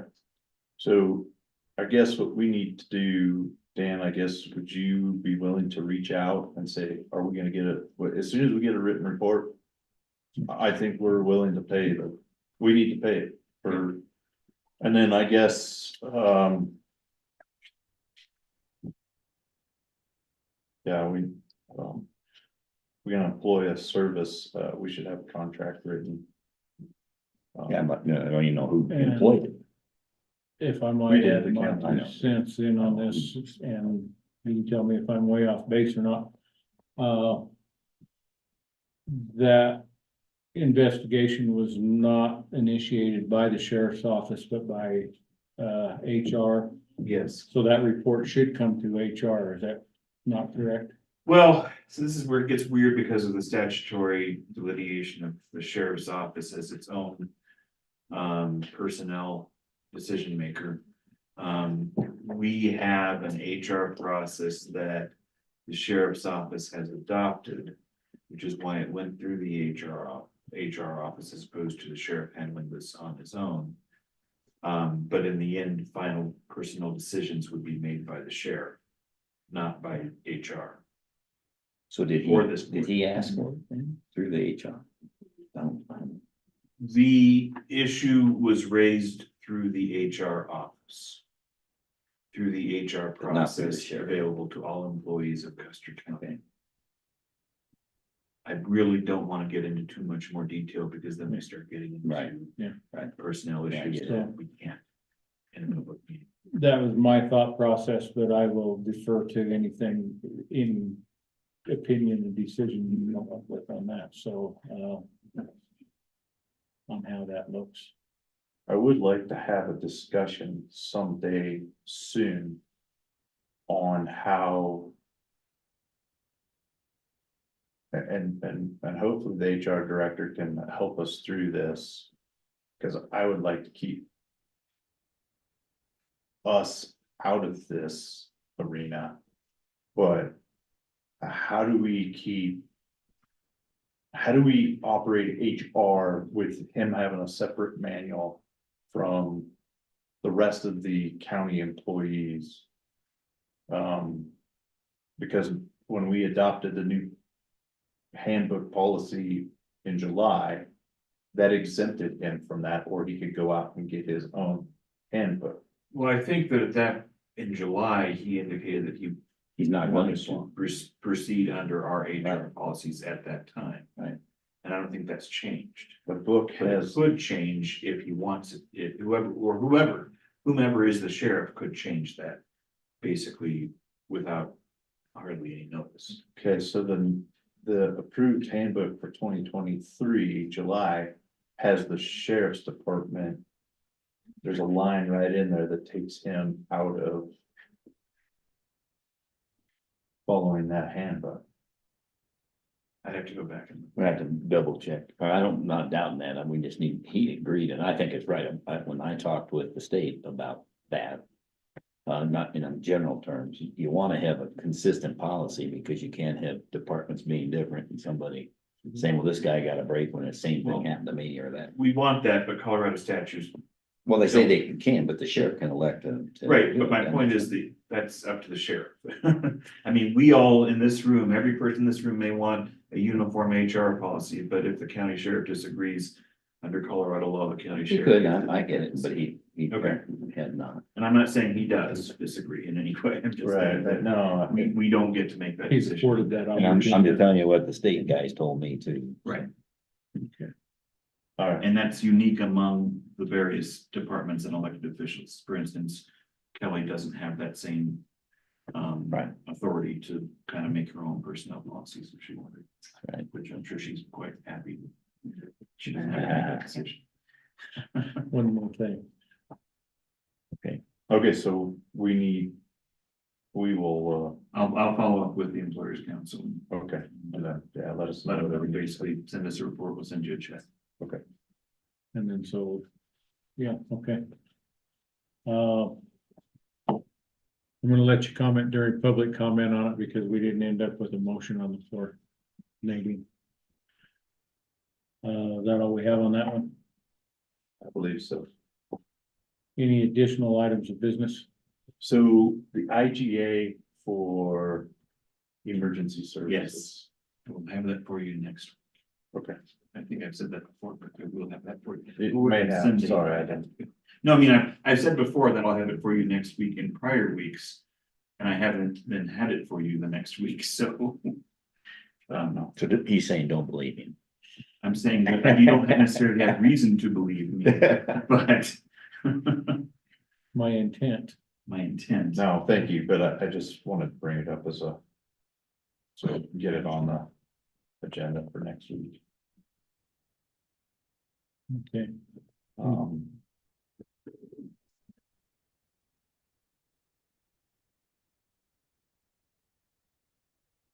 Can't think of anything else right now.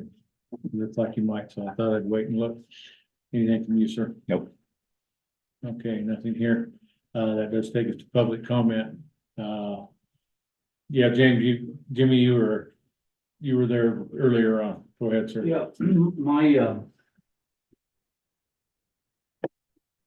My concern, I guess, is with the finance department.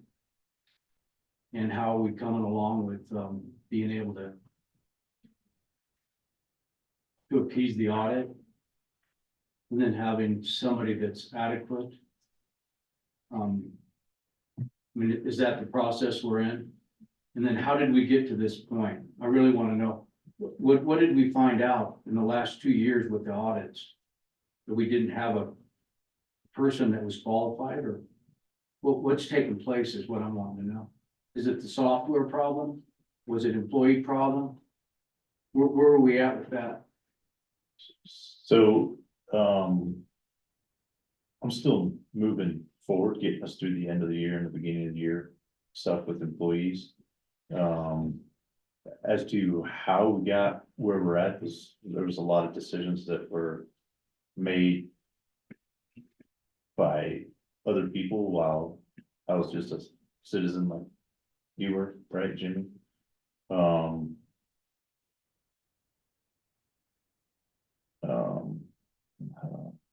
So I am in negotiations with an individual to help us to present to the board as an option to take care of last year's audit issues and this coming audit to get us prepared for that. So, I mean, what?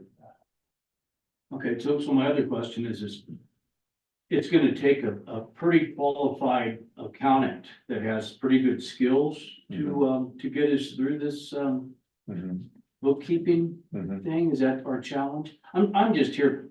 Thank God you guys are handling it and doing a good job. I know things are getting better. But it looks like we're on track, but we've recognized for one thing, and maybe I'm wrong. But that accounting position has grown into a very complex bookkeeping. It's, if things aren't right, like any system that takes input and gives you output, right? Garbage in, garbage out.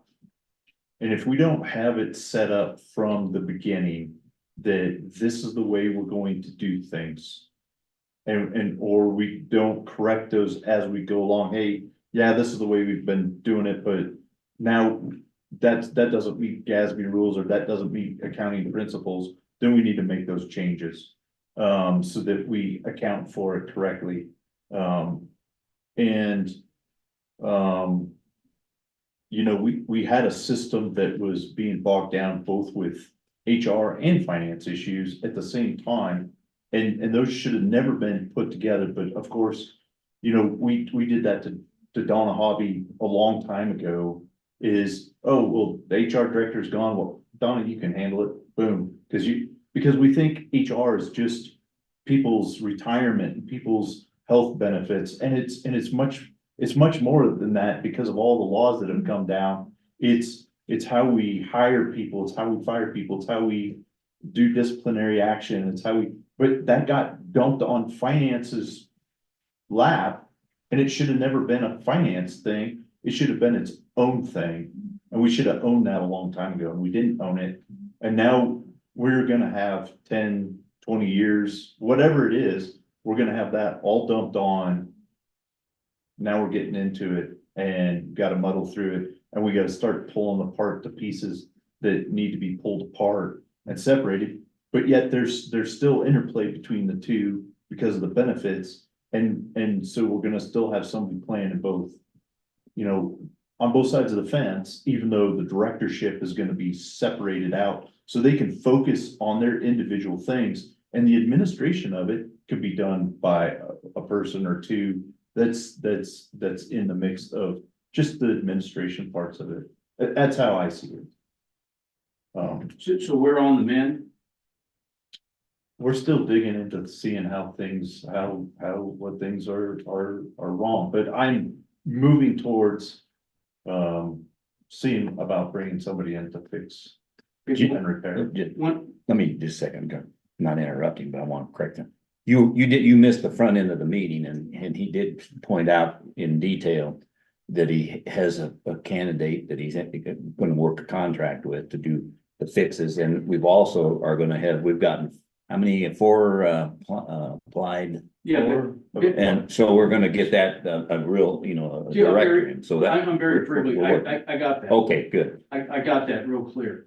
So my real concern is, did we recognize the situation and now we're fixing it?